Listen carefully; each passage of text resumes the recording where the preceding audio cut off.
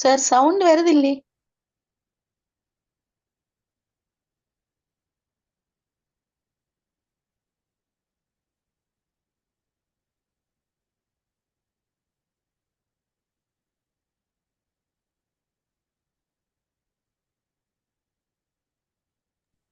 கொஞ்சமும் கேக்குது இல்ல வேற.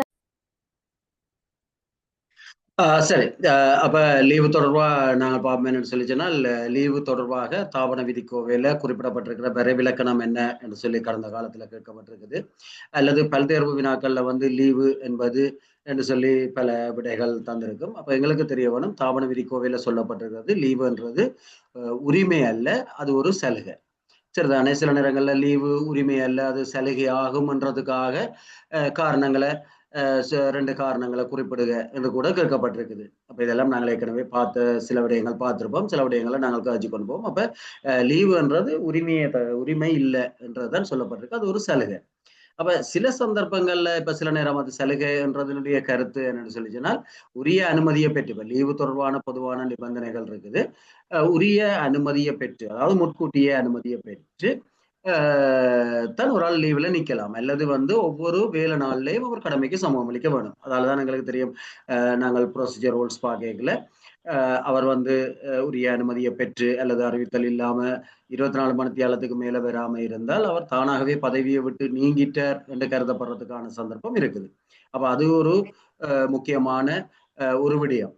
அதே போல எங்களுக்கு தெரியும், லீவுன்றது பல்வேறு விடயங்கள் இருக்குது. அப்ப மிக முக்கியமாக நாங்கள் அதுல பார்க்க வேணும், லீவுன்றது உரிமை இல்லை, அது ஒரு சலுகை. அப்ப சலுகை என்ற ரீதியில அதை கோரி உரிய அனுமதியை பெற்று அனுபவிக்க முடியுமே தவிர மற்றும்படி அது எங்களுடைய உரித்தாக கொள்ள முடியாது என்றதான் அதன் கருத்து. அப்ப உண்மையிலேயே அதன் உள்நோக்கம் என்னன்னு சொல்லி சொன்னால், இந்த விடயம் சொல்லப்படுறதுடைய உள்நோக்கம் அல்லது உள்கருத்து என்னன்னு சொல்லி சொன்னால், எங்களுக்கு தெரியும் கடமைகளை நிறைவேற்றுறதுக்காகத்தான் அலுவலர்கள் நியமிக்கப்பட்டிருக்கிறார்கள். எனவே கடமைகளுக்குத்தான் முன்னுரிமை வழங்கப்பட வேணும். அப்ப கடமைகள் உரிய முறையில அந்த திணைக்களத்துக்குரிய கடமைகள் நிறைவேற்றப்படுதுன்றதை உறுதிப்படுத்த வேண்டிய பொறுப்பு திணைக்கள தலைவருக்குரியது. எனவே கடமைகள் பாதிக்கப்படாத வகையில அலுவலர்களுடைய தேவைகளுக்காக லீவை வழங்குறத அவர் உறுதிப்படுத்திக் கொள்ள வேணும். அப்ப அந்த அந்த வகையில தான் இந்த பொருள் வருது. நம்முடைய லீவுன்றது என்னன்றதை விளங்கிக் கொள்ள வேணும். அப்ப சில சில வகையான லீவுகள் இப்ப இது உரிமை அல்ல, இது சலுகைதான் என்று சொன்னதுக்காக இப்ப சில லீவுகளுக்கு சில நிபந்தனைகள் இருக்குது. அப்ப உதாரணத்துக்கு இப்ப பிரசவ லீவ் என்றால் நாங்கள் அது இன்னொரு பக்கத்துல அதுக்காக பிரசவ லீவ் என்றால் மறக்க இயலாதானே என்றபடி என்றதால அது உரிமை என்ற பகுதிக்குள்ள வராது. அது பிரசவ லீவுன்றது வேற. சில நேரங்கள்ல வேற சட்டங்கள், அதாவது அரசு ஊழியர்களுக்கு அல்ல, ஏனைய தனியாருக்கு பொருந்தக்கூடிய கடைகள், காரியாலய கட்டளை சட்டம் போன்றவற்றில் எல்லாம் பிரசவ லீவுன்றது சட்ட ரீதியாக உறுதிப்படுத்தப்பட்ட ஒன்றா இருக்குது. ஆனால் இங்க பல்வேறு வகையான லீவுகள்ல பிரசவ லீவும் இருக்குது. ஆனால் பொதுவான ஒரு கண்ணோட்டத்துல நாங்க பார்க்கல, லீவுன்றது ஒரு சலுகை என்றதை வடிவா நாங்கள் விளங்கிக் கொள்ள வேண்டும். அதுக்குரிய பல ஏற்பாடுகள் அதுல சொல்லி இருக்குது. அதுல மிக முக்கியமான ஒரு ஏற்பாடு தான், அவசர சந்தர்ப்பங்கள்ல பணியாற்ற வேண்டும் என்ற நிபந்தனையில தான் லீவு அனுமதிக்கப்படுது. அப்ப எப்பயுமே லீவு வழங்கினால் அவர் முழுமையாக விடுவிக்கப்பட்டுட்டார் என்றது கருத்து இல்லை. அப்ப அவசரமான ஒரு நிலைமை ஏற்படுமாக இருந்தால், அவருடைய சேவை தேவையா இருந்தால் அவர் வந்து கடமையாற்ற வேணும் என்ற நிபந்தனையின் அடிப்படையில் தான் எப்பயுமே லீவு அனுமதிக்கப்படுது. எனவேதான் அடுத்த இன்னொரு பிரிவு சொல்லப்படுது என்னன்னு சொல்லி சொன்னால், வழங்கப்பட்ட லீவை குறைக்கிறதுக்கோ அல்லது ரத்து செய்யறதுக்கோ அதிகாரம் அந்த லீவை அனுமதிச்சவருக்கு இருக்குது. அப்ப எப்பயுமே வழங்கின லீவை அவர் ரத்து செய்தோ அல்லது கொஞ்சம் லீவ் எடுத்த பிறகு அதை குறைச்சோ கடமைக்கு திரும்ப சொல்லி உடனடியாக அறிவுறுத்த முடியும். அப்ப இந்த ரெண்டு ஏற்பாடுகளும் மேலே இருக்கிறத வலியுறுத்துற ரெண்டு முக்கியமான விடயங்கள். சரிதானே? இது ஒரு சலுகை தான், உரிமை இல்லை. ஏன்னா உரிமை என்றால் அவர் பெற்றுக்கொண்டால் பிறகு திருப்பி அதை ரத்து செய்ய முடியாது, அல்லது அவரை பணியாற்ற சொல்லி கேட்க இயலாது என்று நாங்கள் கருதலாம். எனவே லீவுன்றது ஒரு சலுகை என்றது ஞாபகம் வச்சிருங்க. ஏன்னா பல சந்தர்ப்பங்கள்ல பல வினாத்தாள்கள்ல வெவ்வேறு பரீட்சைகளுக்கு, அது சில நேரம் வினைத்திறமான தர பரீட்சையா இருக்கலாம், போட்டி பரீட்சைகளா இருக்கலாம், இந்த இதுல சொல்லப்பட்டிருக்கிற எவ்வளவு விடயத்தை வச்சு திருப்பி திருப்பி கேள்விகள் வந்திருக்குது. அதன்படியால் லீவு அதை விளங்கிக் கொள்ளுங்க. இது சாதாரணமா உங்களுக்கு தெரிஞ்ச விடயம். ஆனால் புதுசாக ஒரு கேள்வி வந்திருந்தது உங்களுக்கு தெரியும். லீவு என்பது சலுகை என்றதுக்கான ரெண்டு காரணங்களை காட்ட சொல்லி. சரிதானே? அப்ப மிக முக்கியமான காரணங்கள் இந்த ரெண்டு விடயங்கள் தான் இருக்கும். அடுத்து நாங்கள் பார்த்தோம்னு சொல்லி சொன்னால் லீவுக்கான விண்ணப்பம் சமர்ப்பிக்கிறது. எப்பயுமே ஏற்கனவே நாங்கள் பார்த்து நாங்கள் லீவு வந்து முற்கூட்டிய அனுமதியை பெற்றுத்தான் பெற்றுக்கொள்ள வேண்டும். அந்த முற்கூட்டிய அனுமதி என்றது உள்நாட்டு லீவுகளை பொறுத்த வரைக்கும் 7 நாட்களுக்கு முன்னர். இங்க 7 நாட்கள் என்ற சொற்பதம் தான் பயன்படுத்தப்படுது. பொதுவாக தாவண விதிக்கோவையில நாட்கள் என்று பயன்படுத்தப்படுகிற அது வேலை நாட்களை குறிக்கும். சரிதானே? வாரம் அல்லது மாதம் என்ற சொற்களை பயன்படுத்துறேன். ஏன்னா நீங்க அடுத்த வெளிநாட்டு லீவு பாத்தீங்கன்னா 3 மாதங்களுக்கு முன்னர்னு சொல்லியிருக்கு. அப்ப 3 மாதம்ன்றது கேலண்டர் மாதத்தை குறிக்கும். சரிதானே? அப்ப அந்த வேறுபாடுகளையும் சில நேரங்கள்ல எங்களுக்கு தெரிஞ்சிருக்கணும். இப்போ ஒரு வாரம் என்றது சொல்லப்படவில்லை, இல்லாட்டி அங்க 3 மாதம் என்ற சொற்பதத்தை பயன்படுத்திருக்கலாம், இங்க ஒரு வாரம் என்ற சொற்பதத்தை பயன்படுத்தி இருக்கலாம். ஆனால் இங்க பயன்படுத்தப்படுது 7 நாட்களுக்கு முன்னர். அப்ப அதையும் வச்சிருங்க. சில நேரம் 2 விடைகளும் இருந்தால் நாங்கள் 7 நாட்களை தெரிவு செய்ய வேண்டியிருக்கும், அல்லது சந்தர்ப்பத்துக்கு ஏற்ப அது பல்தேர்வு வினாவா இருந்தால் உங்களுக்கு தெரியும் பொருத்தமான ஒன்றை தெரிவு செய்யறது. அதே மாதிரி அதுக்குரிய விண்ணப்ப படிவங்கள், இந்த படிவங்கள் அடிக்கடி வினாவப்பட்டிருக்கு. சரிதானே? இப்ப படிவங்கள்ல மிக முக்கியமாக இந்த படிவங்கள் அடிக்கடி வினாவப்பட்டிருக்குது. பொது 125A சில நேரம் ஒருக்கா இந்த வினாவப்பட்டிருந்தது. ஆனால் 125A என்று இல்லை, ஆனால் 125 என்று இருந்தது. அப்ப அதான் நான் சொல்றேன், அந்த பொருத்தமானதுக்கு நாங்கள் வர வேணும் பல்தேர்வு வினாண்டைகளை. மற்றபடி நாங்கள் அப்படி எழுதுறதா இருந்தால் 125A என்று தான் எழுத வேணும். அப்ப பொது 125A உள்நாட்டு லீவுக்கு, பொது 126 வெளிநாட்டு லீவுக்கு, அது தெரியும் உங்களுக்கு. அதே மாதிரி லீவு தொடர்பான படிவம். சரிதானே? பல எக்ஸாம்ல பாத்தீங்கன்னா இந்த 190 என்றது வினவப்பட்டிருக்குது. அப்ப இதுகளை பார்த்துக்கொள்ளுங்க. அப்ப ஒன்றையும் பார்க்கல ஏற்கனவே உங்களுக்கு தெரியும், இந்த முறை படிவங்கள் தொடர்பாக பல்வேறு வினாக்கள் வந்திருக்குது. கடைசியா நடந்த அதிசிறப்பு வகுப்புக்கான இந்த மத்திய அரசு அலுவலர்களுக்கான பரீட்சையில. அப்ப படிவங்கள் இயன்ற வரைக்கும் நான் ஏற்கனவே பல முறை சொல்றேன் என்றால் அந்தந்த சந்தர்ப்பத்தில் அந்தந்த சப்ஜெக்டோட வர்ற படிவங்களை தனியாக குறிச்சு பார்த்துட்டீங்கன்னா ஓரளவுக்கு ஞாபகத்துல இருக்கும். சரிதானே? சில நேரங்கள்ல சில புள்ளிகளை நாங்கள் அதுல இருந்து பெற்றுக்கொள்ளக்கூடியதா இருக்கும். அப்ப இங்க வந்து 3 முக்கியமான படிவங்கள் இருக்குது. 2 விண்ணப்ப படிவங்கள். அடுத்தது லீவு பதிவேடு. அப்ப லீவு பதிவேடு வந்து பொது 190ல பேணப்பட வேணும். பொதுவாகவே அலுவலகங்கள் அதெல்லாம் பேணப்படுது. ஆனால் நாங்கள் பார்க்கறது இல்லை. கூடுதலா அலுவலகத்துல நடைமுறையில இருக்கிற புத்தகங்கள் அல்லது பதிவேடுகள் அல்லது படிவங்களுடைய இலக்கங்களை ஓரளவுக்கு தெரிஞ்சு வச்சிருந்தீங்கன்னா பல வினாக்களுக்கு அதை மட்டுமாவது பாடமாக்கி வச்சிருந்தா கூட நாங்கள் படிவங்கள் தொடர்பான வினாக்கள் பலதை அணுக முடியும். ஏன்னா பொதுவா வந்து கூடுதலாக பயன்படுத்தப்படுறதா கேட்கிறேன். சில நேரம் சம்பந்தம் இல்லாதும் கேட்கப்படுறது உண்டு, அது நான் இல்லைன்னு சொல்லல.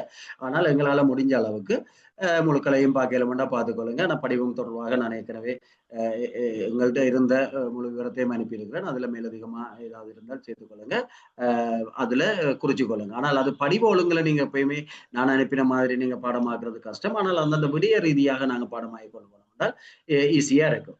அடுத்தது ஒரு லீவு தொடர்பாக இடமாற்றம் ஒன்று செய்யப்படவில்லை. சரியா? இது கடந்த காலத்துல வினாவுக்கு வந்திருக்குது. என்னென்ன விவரங்கள் அனுப்பப்பட வேணும்? சரிதானே? அப்போ ஒவ்வொரு ஆண்டும் பெற்றுக்கொண்ட ஓய்வு லீவுகள விவரம், சில நேரம் ஓய்வு லீவு அல்லது பிணி லீவு அல்லது சுயின லீவுன்னு சொல்லுவோம். பிணி லீவு அல்லது சுயின லீவுன்னு சொல்லுவோம். அப்ப இதுல பொதுவா நாங்க பார்த்தோம்னா ஓய்வு லீவு என்ற சொற்பதத்தை பயன்படுத்துவோம், அல்லது சுயின லீவு பிணி லீவு என்ற சொற்பதத்தை பயன்படுத்துவோம். அப்ப ரெண்டுல ஒன்றுக்கு தான் உரித்திருக்கும். ஆரம்ப காலத்துல அது வேறுபட்ட வகையில லீவுகள் இருந்தது. ஓய்வு லீவு தனியான எண்ணிக்கையிலையும் பிணி லீவு தனியான எண்ணிக்கையிலையும் இருந்தது. இப்ப அப்படி இல்லை. அப்ப உங்களுக்கு தெரியும் ஓய்வு லீவு என்றது இருக்குது. அப்ப சுயின லீவு வந்து சில பகுதியினருக்கு, மிக குறிப்பா நீங்க பாத்தீங்கன்னா சிற்றூழியர்களுக்கும் ஆசிரியர்களுக்கும் நாங்கள் சுயின லீவுன்னு தான் சொல்லுவோம். அவர்களுக்கு ஓய்வு லீவு குறித்தில்லை.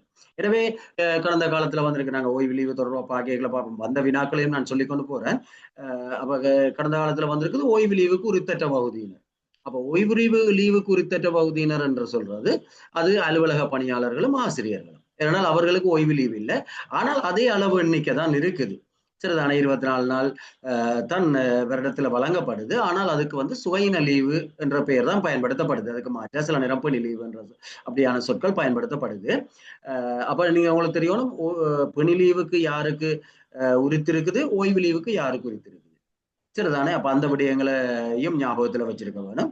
அப்ப அந்த ஒவ்வொரு வருஷத்திலையும் அவர் கடந்த காலத்துல அவற்றை சேவை காலத்துல பெற்றுக்கொண்ட ஒவ்வொரு வருடமும் பெற்றுக்கொண்ட ஓய்வு பணி லீவுகள் ஏனென்றால் எங்களுக்கு தெரியும் இந்த லீவுகள் பிறகு நாங்கள் எதிர்காலத்துல பயன்படுத்தக்கூடியது. அதே மாதிரி அவர் எடுத்துக்கொண்ட அரைச்சம்பள லீவுகள், சம்பளமற்ற லீவுகள், இதுல விசேடமாக அரைச்சம்பள லீவு, சம்பளமற்ற லீவை பொறுத்த வரைக்கும் உங்களுக்கு தெரியும் அவருடைய வரலாற்று தாளில் அது பதியப்பட்டிருக்கும். ஆனால் அந்த விவரங்கள் அனுப்பப்பட வேணும். அடுத்தது குறித்த வருடத்துல பெற்ற அமைய லீவுகள். இரண்டால் அமைய லீவு வந்து தொடர்ந்து முன்கொண்டு செல்லப்படுவதில்லை. அதால குறித்த ஆண்டுல அவர் பெற்றுக்கொண்ட அமைய லீவுகள் என்றது அனுப்பப்பட வேணும். இது லீவு தொடர்பா. சரிதானே. எங்களுக்கு தெரியும் ப்ரொசீஜர் ரூல்ஸ்ல ஒரு வருட மாற்றம் பெற்று செல்லைகள் என்னென்ன அனுப்ப வேணும்ன்றது இந்த லீவு தொடர்பான விவரங்களோட மேலதிகமான விவரங்களும் சொல்லப்பட்டிருக்குது. அப்ப இது லீவு தொடர்பாக நாங்கள் பார்க்கிறோம். இந்த விவரங்கள் லீவு தொடர்பாக அனுப்பப்பட வேணும். வினாவுக்கு ஏற்ற மாதிரி தான் நாங்கள் விடையளிக்க வேணும். அதுக்கேற்ற மாதிரி புரிஞ்சு கொண்டால் சரி. அப்ப ஓய்வு லீவுன்ற விவரம் அவர் சேவை காலத்துல பெற்ற ஒவ்வொரு வருடத்தின் ஓய்வு லீவுன்ற விவரம் அனுப்பணும். ஓய்வு லீவு என்று கதைக்கிறது சுய லீவும் சேர்த்து என்று நாங்கள் இதுல கதைக்கல ஞாபகத்துல வச்சிருங்க. சில வேறுபாடுகள் மட்டும் இருக்கிற சந்தர்ப்பத்தை மட்டும் நாங்க பின்னுக்கு பார்ப்போம். அடுத்தது வந்து அரைச்சம்பள லீவுகள், சம்பளமற்ற லீவுகள், அடுத்தது குறித்த வருடத்துல பெற்ற அமைய லீவுகள். சரிதானே. அப்ப இதுக்கு மேலதிகமாகவும் பல விவரங்கள் 2 வாரங்களுக்குள்ள அனுப்பப்பட வேண்டும் என்று நடைமுறை விதிகள்ல ஏற்கனவே நாங்க பார்த்தனாங்க. அதையும் நினைவூட்டி கொள்ளுங்க. சரிதானே. அப்ப புதிய திணைக்களத்துக்கு அனுப்பப்பட வேணும்.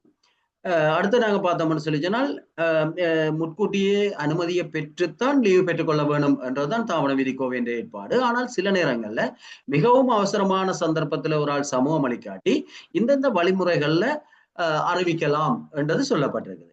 சரிதானே. இது அறிவிக்கிறதுக்கான ஒரு மார்க்கம் தான். அது அனுமதி என்று நாங்கள் கருத முடியாது. அப்ப அறிவிக்கிறது என்று சொல்லி சொன்னால் இப்ப 4 முறைகள் தான் சொல்லப்பட்டிருக்குது. ஒன்று டெலிமெயில் அல்லது தொலைபேசி அல்லது குறுஞ்செய்தி சேவை அல்லது வந்து மின்னஞ்சல். இந்த குறுஞ்செய்தி சேவை என்று சொல்லப்படுறது சாதாரணமாக நாங்கள் SMS என்று சொல்றது சாதாரணமா தொலைபேசியில நாங்கள் பயன்படுத்துற குறுஞ்செய்தியை. அதாவது சில நேரங்கள்ல வாட்ஸ்அப்போ வைபரோ அல்லது வேற அவ்வாறான அவ்வாறானவற்றினூடாக அனுப்பப்படுறது வந்து குறுஞ்செய்தி என்று நாங்கள் சொன்னாலும் கூட இங்க குறிப்பிடப்படுறது அது இல்லை. என்று சொல்லி சொன்னால் ஏற்கனவே அது சம்பந்தமாக தாபன படிப்பாளர் நாயகத்திட்ட விளக்கம் குறைக்கல வாட்ஸ்அப் மூலம் லீவு அனுப்பலாமானால் அது தொடர்பான எந்த விதமான கொள்கை தீர்மானமும் அரசாங்கத்தால் எடுக்கப்படவில்லை என்று சொல்லியிருக்காரு. அது வந்து வேறுபட்ட ஒன்று. ஆனால் நாங்கள் அதை தெரிஞ்சு வச்சிருக்க வேணும். அது வந்து திணைக்கள தலைவர். அப்ப இந்த வகையில திணைக்கள தலைவருக்கு அறிவிக்க வேணும். சில நேரம் வாட்ஸ்அப்ல போட்டும் அவர் ஏற்றுக்கொண்டா பிரச்சனை முடியும். ஆனால் ஏற்றுக்கொள்ளல என்றால் எங்களுக்கு இருக்கிற 4 வகைகள். அப்ப இந்த 4 வகையில ஏதாவது ஒரு வகையில அறிவிக்க வேணும். எங்களுக்கு தெரியும் இப்ப தந்தி என்றது இல்லை.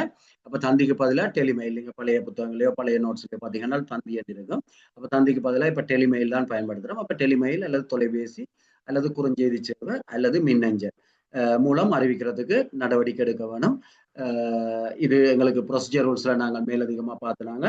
24 மணித்தியாலத்துக்குள்ள அறிவிக்கிறதுக்கு நடவடிக்கை எடுக்க வேணும். 24 மணித்தியாலம்ன்றது அவர் கடமையை ஆரம்பிக்க வேண்டிய நேரத்தில இருந்து 24 மணித்தியாலம். சரி, நம்ம கடமையை ஆரம்பிக்க வேண்டிய நேரம் 8 மணியா இருந்தால் 8 மணியிலிருந்து 24 மணித்தியாலம் அல்லது 8:30 இருந்தால் 8:30 இருந்து 24 மணித்தியாலம். அப்ப அடுத்த நாள் 8:30 தாண்டிட்டு சொல்லி சொன்னால் 24 மணித்தியாலம் தாண்டிட்டு கருத முடியும். ஆனபடியால் சில நேரங்கள்ல அவர் பதவியை பெரிதாக்கினவராக கருதப்படுறதுக்கான வாய்ப்பு இருக்கும். அப்ப இது வந்து நடைமுறை விதிகள்ல தெளிவாக குறிப்பிடப்பட்டிருக்குது என்றதை பார்த்துக்கொள்ளுங்க. ஆனால் இவ்வாறு அறிவிச்சாலும் கூட அவர் சமூகம் அளிச்ச பிறகு உரிய முறையில விண்ணப்ப படிவத்தை சமர்ப்பிச்சு அனுமதியை பெற்றுக்கொள்ள வேணும். சரிதானே. அப்ப இந்த விடயங்கள் இதெல்லாம் உங்களுக்கு நடைமுறையில தெரிஞ்ச விடயங்கள். அடுத்தது சில லீவுகளை நாங்க பெற்றுக்கொள்ள எங்களுக்கு தெரியும் கடமை நாட்களை மட்டும் பார்ப்போம். வேலை நாட்களை மட்டும் பார்ப்போம். இப்ப அமைய லீவோ அல்லது ஓய்வு லீவோ நாங்க பெற்றுக்கொள்ள 5 நாள் லீவ் வேண்டாம் 5 வேலை நாள் என்றுதான் கருதுறது. ஆனா சில வகை லீவுகளை நாங்க பார்க்கல சனி ஞாயிறு எல்லாத்தையுமே சேர்த்து பார்க்க வேணும். அப்ப பொதுவாக இது வினாவுக்கு வரக்கூடிய ஒன்று என்னென்றால் எந்த வகையான லீவுக்கு வார இறுதி நாட்கள் பொது விடுமுறை நாட்களை உள்ளடக்கி நாங்க பார்க்க வேணும். சரிதானே. அப்ப இது ஒரு வினாவுக்கு வரக்கூடிய ஒரு விடயம் கட்டாயம் எங்களுக்கு தெரிஞ்சிருக்க வேணும். ஒன்று வெளிநாட்டு ஓய்வு லீவு. அப்ப வெளிநாட்டுக்கு செல்வதற்காக நாட்டுக்கு வெளியே செல்வதற்காக நாங்கள் ஓய்வு லீவை பெற்றுக்கொண்டால் அப்படியான ஓய்வு லீவு கணிக்கப்படுறது சனி ஞாயிறு விடுமுறை தினங்கள் எல்லாமே பார்த்து 10 நாள் ஒரு ஆளுக்கு வெளிநாட்டு லீவ் வந்தால் அந்த 10 நாள் என்றது அவர் புறப்பட்ட தினத்திலிருந்து அவர் லீவு பெற்ற தினத்திலிருந்து திரும்பி வாழ்றது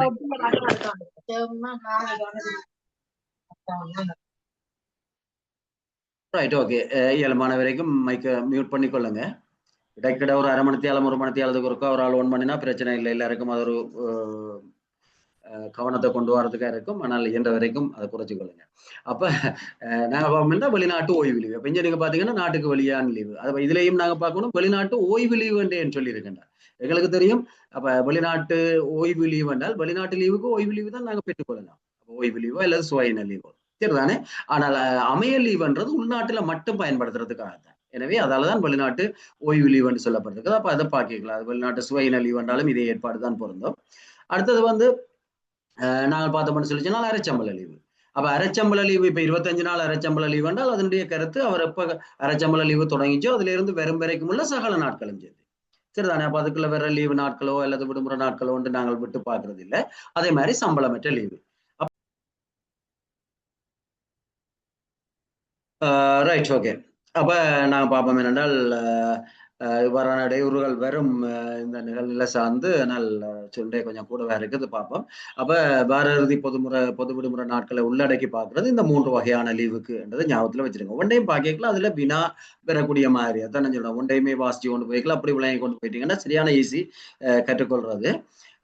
அடுத்து நாங்க பார்ப்போம் என்னன்னு சொல்லி சொன்னால் பொதுவாக வாரம் ஒன்றுல சனிக்கிழமையும் கடமையாற்ற வேண்டிய ஆட்கள் சரிதானே. இப்ப சிலருக்கு இப்ப எங்களை பொறுத்த வரைக்கும் பொதுவாக சனிக்கிழமை கடமையாற்ற வேண்டிய சில பகுதியினருக்கு சனிக்கிழமையும் கடமையாற்ற வேண்டும் என்றால் அவர்கள் ஆரம்ப காலத்தில் இருந்தது சனிக்கிழமையில அவர்கள் விடுமுறையை பெற்றுக்கொண்டாலும் ஒரு நாள் லீவாகத்தான் கருதப்படுறது. அதனால அதுக்கு பிறகு எங்களுக்கு தெரியும் சனிக்கிழமை அவர்கள் லீவை பெற்றுக்கொண்டால் அரை நாள் லீவாகத்தான் கருதப்படும். 5 நாட்கள் கடமையாற்ற வேண்டிய ஆட்கள் இருந்தார். பொதுவாக லீவை அனுமதிக்கிறது எங்களுக்கு தெரியும். பொதுவாக லீவுகளை பொறுத்த வரைக்கும் திணைக்கள தலைவர் லீவு செயலாளராலையும் ஏனைய அலுவலர்களை பொறுத்த வரைக்கும் திணைக்கள தலைவராலையும் அனுமதிக்கப்படும். ஆனால் சில வகையான லீவுகளை நாங்கள் அந்தந்த இடத்துல பார்ப்போம். அதுல விசேடமா சொல்லியிருந்தால் அது செயலாளரால் அனுமதிக்கப்பட வேணும் என்று சொல்லப்பட்டிருந்தால் உதாரணத்துக்கு விபத்து லீவு போன்றவை அப்படி செயலாளரால் அனுமதிக்கப்பட வேணும் என்று சொல்லியிருந்தால் அது செயலாளரால் தான் அனுமதிக்கப்பட வேணும். மற்றும்படி எல்லாமே பொதுவாக திணைக்கள தலைவர் தவிர்ந்த ஏனைய எல்லா அலுவலர்களுடைய லீவும் திணைக்கள தலைவரால் தான் அனுமதிக்கப்படும். அப்ப திணைக்கள தலைவரால் அனுமதிக்கப்படும் என்றால் அவர் திணைக்கள தலைவர் தன்னுடைய அதிகாரங்களை கையளிக்கலாம் என்றது எங்களுக்கு தெரியும். அந்த அதிகாரம் வந்து திணைக்கள தலைவர்கிட்ட தான் இருக்குது. மற்றபடி சில விசேட லீவுகளை பொறுத்த வரைக்கும் அப்ப இந்தந்த லீவுக்கு அப்படியான விசேட ஏற்பாடுகள் சொல்லியிருந்தால் அதை விசேட கவனத்துல கொள்ள வேணும். 2ஆம் பரீட்சைகளை பொறுத்த வரைக்கும் அப்படியாக வரும். அப்படித்தான் வினாக்கள் உருவாகுது. எங்க கவனம் செலுத்தாத ஒரு பகுதி இருக்கோ அதுல இருந்து வினாக்கள் வர்றதுக்கான சந்தர்ப்பங்கள் இருக்குது. ஆனபடியால் லீவை அனுமதிக்கிற அதிகாரிகள் தொடர்பாக எங்களுக்கு பெரிய பிரச்சனை இல்லை. பொதுவாக ஸ்டேஷன் லீவுன்னு சொல்ற கடமை நிலையத்திலிருந்து வெளியேறதுக்கான லீவு.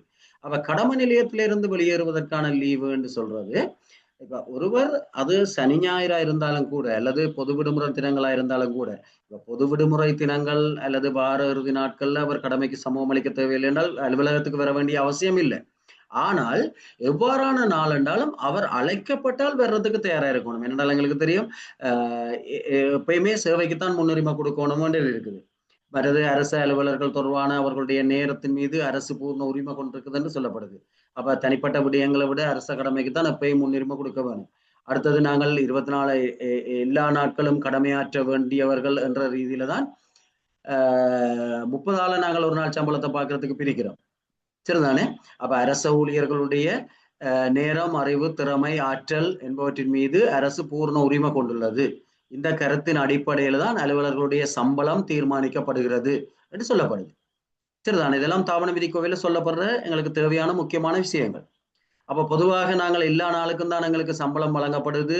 நாங்கள் எந்த நாள்லையும் கடமையாற்றுறதுக்கு தயாரா இருக்க வேணும்ன்றதுக்குரிய 2 சந்தர்ப்பங்கள் நாங்கள் அல்லது 2 காரணங்கள் அல்லது 2 விடயங்களை நாங்கள் சொல்றது என்றால் ஒன்று எங்களுடைய ஒரு நாள் வேதனத்தை நாங்க பார்க்கறதுக்கு 30 பிரிக்கிறோம். அப்ப 30 பிரிக்கிறோம் என்றால் அது லீவு நாட்கள் வாரது நாட்கள் எல்லாத்தையும் சேர்த்து தானே ஒரு மாதத்துல 30 நாட்கள் தானே. அப்ப ஒரு நாள் வேதனம்ன்றது 30 பிரிச்சு பார்க்கிறோம். அது ஒரு காரணம். அடுத்தது 2வது நாங்கள் வெளிநாட்டு லீவ் என்றால் அதை சனி ஞாயிறு வார இறுதி நாட்கள் எல்லாமே சேர்த்து கணிப்பீடு செய்கிறோம் என்றால் அவருக்கு அவசர சூழ்நிலையில கடமைக்கு சமூகம் அளிக்க முடியாம இருக்கு. அப்ப அந்த காரணத்துல அப்ப இந்த 2 விடயங்கள் ஊடாகவும் எங்களுக்கு தெரியும் என்னன்னு சொல்லிச்சுன்னா நாங்கள் எல்லா நாளுக்கும் தான் சம்பளம் வழங்கப்படுது. அப்ப பொதுவாக அந்த கருத்தின் அடிப்படையில சொல்லப்படுற இன்னொரு முக்கியமான விடயம் தான் இது. அப்ப இது என்னென்றால் இப்ப லீவை பெற்றுக்கொள்றது என்றது வேறுபட்ட ஒன்று. அது கடமை நாள் ஒன்றுல அலுவலகத்துக்கு வராம இருந்தால் அவர் லீவுக்கு விண்ணப்பிச்சு லீவை பெற்றுக்கொள்ள வேணும், இல்லாட்டி அலுவலகத்துக்கு வர வேணும். அந்த லீவை எப்படி சீர் செய்யறன்றது அவருக்கு இருக்கிற பல்வேறு வகையான லீவுகள், அது லீவா இருக்கலாம், அமைய லீவா இருக்கலாம், அல்லது வேறு ஏதேனும் இதுல இந்த அத்தியாயத்துல குறிப்பிடப்படுற எந்த வகையான லீவாகவும் இருக்கலாம். லீவை எங்க சீர் செய்யறன்ற பிரச்சனை அது அடுத்தது. ஆனால் இந்த கடமை நிலையத்தில் இருந்து வெளியேறதுக்கான லீவை பெற்றுக்கொள்றன்றது இது சனி ஞாயிறு என்ற ஒரு பொருள் அல்ல. இப்ப உதாரணத்துக்கு நாங்கள் சனிக்கிழமை கொழும்புக்கு போயிட்டு அதாவது கொழும்புல இருக்கிறவர்களுக்கு பொருந்தாது. இப்ப வேற இங்க மாவட்டத்தில் இருக்கிறார்கள் கொழும்புக்கு போயிட்டு திரும்பி வாரதா இருந்தாலும் ஞாயிறு வந்தாலும் அவர் வெள்ளி வேலைக்கு வந்தவர் திங்களும் வேலைக்கு வந்துருவார், அலுவலக நாள்ல அவர் வேலைக்கு வந்துருவார். ஆனாலும் கூட அவர் தான் இருக்க வேண்டிய நிலையம், அப்ப இந்த நிலையம் என்று சொல்றது அவர் எந்த முகவரி அறிவிச்சிருக்கிறாரோ, அப்ப நிலையம் என்று சொல்றதுக்கு ஒரு நாளும் தாவண விதி கோவையில பொருள் கோடல் இல்லை, அவர் அந்த மாவட்டத்துக்குள்ள இருக்க வேணும், அல்லது அந்த பிரதேச செயலாளர் பிரிவுக்குள்ள இருக்க வேணும், அல்லது அந்த உள்ளூராட்சி சபையில் இருக்க வேணும், அப்படி ஒரு பொருள் கோடலும் இல்லை, எங்கேயுமே சொல்லப்பட இல்லை. அப்ப நிலையம் என்று சொல்லப்படுறது நாங்கள் கருதலாம் என்னென்றால் அவர் எங்க இருக்கிறார், எங்க பதிகிறார் என்று சொல்லி அவர் ஒரு முகவரி ஒன்று கொடுத்திருப்பார் அலுவலகத்துக்கு. எனவே அந்த முகவரியோட தொடர்பு கொள்ளல, அவசர சூழ்நிலையில அவர் கடமைக்கு வர வேணும் என்ற அந்த முகவரிக்கு நாங்கள் செய்தி அனுப்பினால் அவர் உடனடியாக அந்த செய்தியை பெற்றுக்கொள்ளக்கூடியதாக இருக்க வேண்டும். அப்படி இல்லை என்று அவர் அந்த இடத்தை விட்டு வெளியில போறதா இருந்தால் திணைக்கள தலைவருடைய அனுமதியை பெற்றுத்தான் போக வேண்டும். அதுதான் இங்க சொல்லப்படுற கடமை நிலையம். சரியா, நிலையில் இருந்தல்ல கடமை நிலையத்தில் இருந்து வரணும், அதை திருத்திக் கொள்ளுங்க. சிறிதான அனுமதி இல்லாம கடமை நிலையத்தில் இருந்து வெளியேற முடியாது. அப்ப கடமை நிலையம் என்று சொல்றது அவர் எங்க தான் பதிகிறார் என்று சொல்லி ஒரு இடத்தை சொல்லி இருக்கிறாரோ அந்த இடத்துல இருந்து அவர் வெளியில போறதா இருந்தார். சரிதானே, அப்படித்தான் கருதப்பட வேணும். யாரோ ஓகே. அப்ப அந்த இடத்துல இருந்து வெளியே போறால் அவர் கண்டிப்பாக அனுமதி பெற்றுக்கொள்ள வேணும். விசேடமாக நீங்க பாத்தீங்கன்னு சொல்லி சொன்னால் ரயில்வே வாரண்ட் வழங்கியல போயிருத ஆணைச்சீட்டு வழங்கியல எங்களுக்கு தெரியும் லீவு அனுமதிக்கப்பட்ட பிறகுதான் போயிருத ஆணைச்சீட்டு வழங்கப்படலாம். அப்ப அவர் சில நேரம் சனிக்கிழமை போய் ஞாயிற்றுக்கிழமை திரும்பி வாரத்துக்கு நாங்கள் போயிருத ஆணைச்சீட்டு கொடுக்கிறோம் என்றால் லீவு தேவையில்லை என்றது கருத்து இல்லை. கட்டாயம் அவர் இந்த நிலையத்திலிருந்து செல்வதற்கான லீவை பெற்று சமர்ப்பித்த பிறகுதான் நாங்கள் புகையிரத ஆணைச்சீட்டு கொடுக்கலாம். ஏனென்றால் புகையிரத ஆணைச்சீட்டுக்குரிய விண்ணப்ப படிவத்திலேயே உங்களுக்கு தெரியும் லீவு தொடர்பான விவரங்கள் அதுல குறிப்பிட வேணும். இப்ப நாங்கள் சில நேரம் நினைக்கிறேன் என்றால் அவர் சனி போய் ஞாயிறு வாரம் எங்களுக்கு லீவு தேவையில்லை என்று, சில நேரம் அலுவலக நாள்ல நாங்கள் புகையிரத ஆணைச்சீட்டு கொடுக்கலையே லீவை பார்க்காத பல திணைக்களங்கள் இருக்குது. ஆனால் அப்படி செய்யலாது. என்ன லீவு அனுமதிக்கப்படாத ஒரு ஆளுக்கு முன்கூட்டியே லீவு அனுமதியை பெற்றாத்தானே அவருக்கு பிரயாணம் செய்யறதுக்கு உரிய புகையிரத ஆணைச்சீட்டை நாங்கள் வழங்கலாம். எனவே அந்த வகையில தான் நாங்கள் அதை பார்க்க வேணும். அப்ப அனுமதி இல்லாம கடமை நிலையத்திலிருந்து ஒருவர் வெளியேற முடியாது. அது பெயர் தானே. சாதாரணமா அலுவலக நாளத்தின் ஒரு நாள்ல அவர் கொழும்புக்கு போறார் என்றால் விசேடமாக கடமை நிலையத்திலிருந்து வெளியேறதுக்கான லீவை பெற்றுக்கொள்ள வேண்டிய தேவை இல்லை. ஏன்னு சொல்லி சொன்னால் என்னத்துக்காக சொல்லப்படுதுனால் அவர் கடமை விடுமுறை காலத்துல பதிகிற முகவரி அந்த விண்ணப்பத்துல குறிக்கிறார். அப்ப அதை பார்வையிட்டு தான் திணைக்கள தலைவரால் அனுமதிக்கப்படுது. எனவே நாங்கள் பொதுவாக எடுத்துக்கொள்ளலாம். அவர் அந்த இடத்துக்கு போறதுக்கும் அங்க அனுமதி வழங்கப்பட்டுடுது. ஆனபடியால் அதுல பிரச்சனை இல்லை. குறிப்பாக விடுமுறை தினங்கள்ல ஒருவர் தன்னுடைய நிலையத்தை விட்டு வெளியே செல்றால் அதுக்குரிய அனுமதியை பெற்றுக்கொள்ள வேணும் என்றதுதான் இந்த விடயம். விளங்கி கொண்டீங்கன்னா சரி, இதெல்லாம் உங்களுக்கு தெரிஞ்ச விடயங்கள். சில நேரங்கள்ல அவசர சூழ்நிலையில வாய்மொழி மூலம் அல்லது எழுத்து மூலம் பெறலாம ஏதோ ஒரு வகையில பகுதி அளவா அனுமதியை பெற்றிருந்தாலும் கூட விடுமுறை தினமாக இருந்தாலும் முறையாக விண்ணப்பம் சமர்ப்பித்து பிறகு அனுமதியை பெற்றுக்கொள்ள வேணும். அதான் சொல்லப்பட்டிருக்குது. அனுமதி இருக்க வேணும் அவர் எங்கேயாவது வெளியில போயிருந்தாலும். இப்ப சில நேரங்கள்ல எங்களுக்கு தெரியும் சில விபத்துகள் அப்படியான எல்லாம் நடக்கல பாரிய பிரச்சனை வாரது அலுவலகங்கள்ல. ஏனென்றால் அவர் விபத்து நடந்த இடம் ஒன்றா இருக்கும், அவர் அங்க போறதுக்குரிய அனுமதியை பெற்றிருக்க மாட்டார். எனவே அது மிக முக்கியமான ஒரு ஒரு விடயம், கடமை நிலையத்திலிருந்து வெளியேறதுக்கான லீவு பெற்றுக்கொள்றது. அதையும் பார்த்துக்கொள்ளுங்க. டிஸ்ட்ரிக்ட் விட்டு டிஸ்ட்ரிக்ட் போறதுக்கு என்று ஒன்று அப்படி அதான் நான் சொன்னேன். அப்படி ஒன்றும் இல்லை. அது ஒவ்வொரு திணைக்களங்கள் பல்வேறு நடைமுறைகளை வச்சிருக்கு.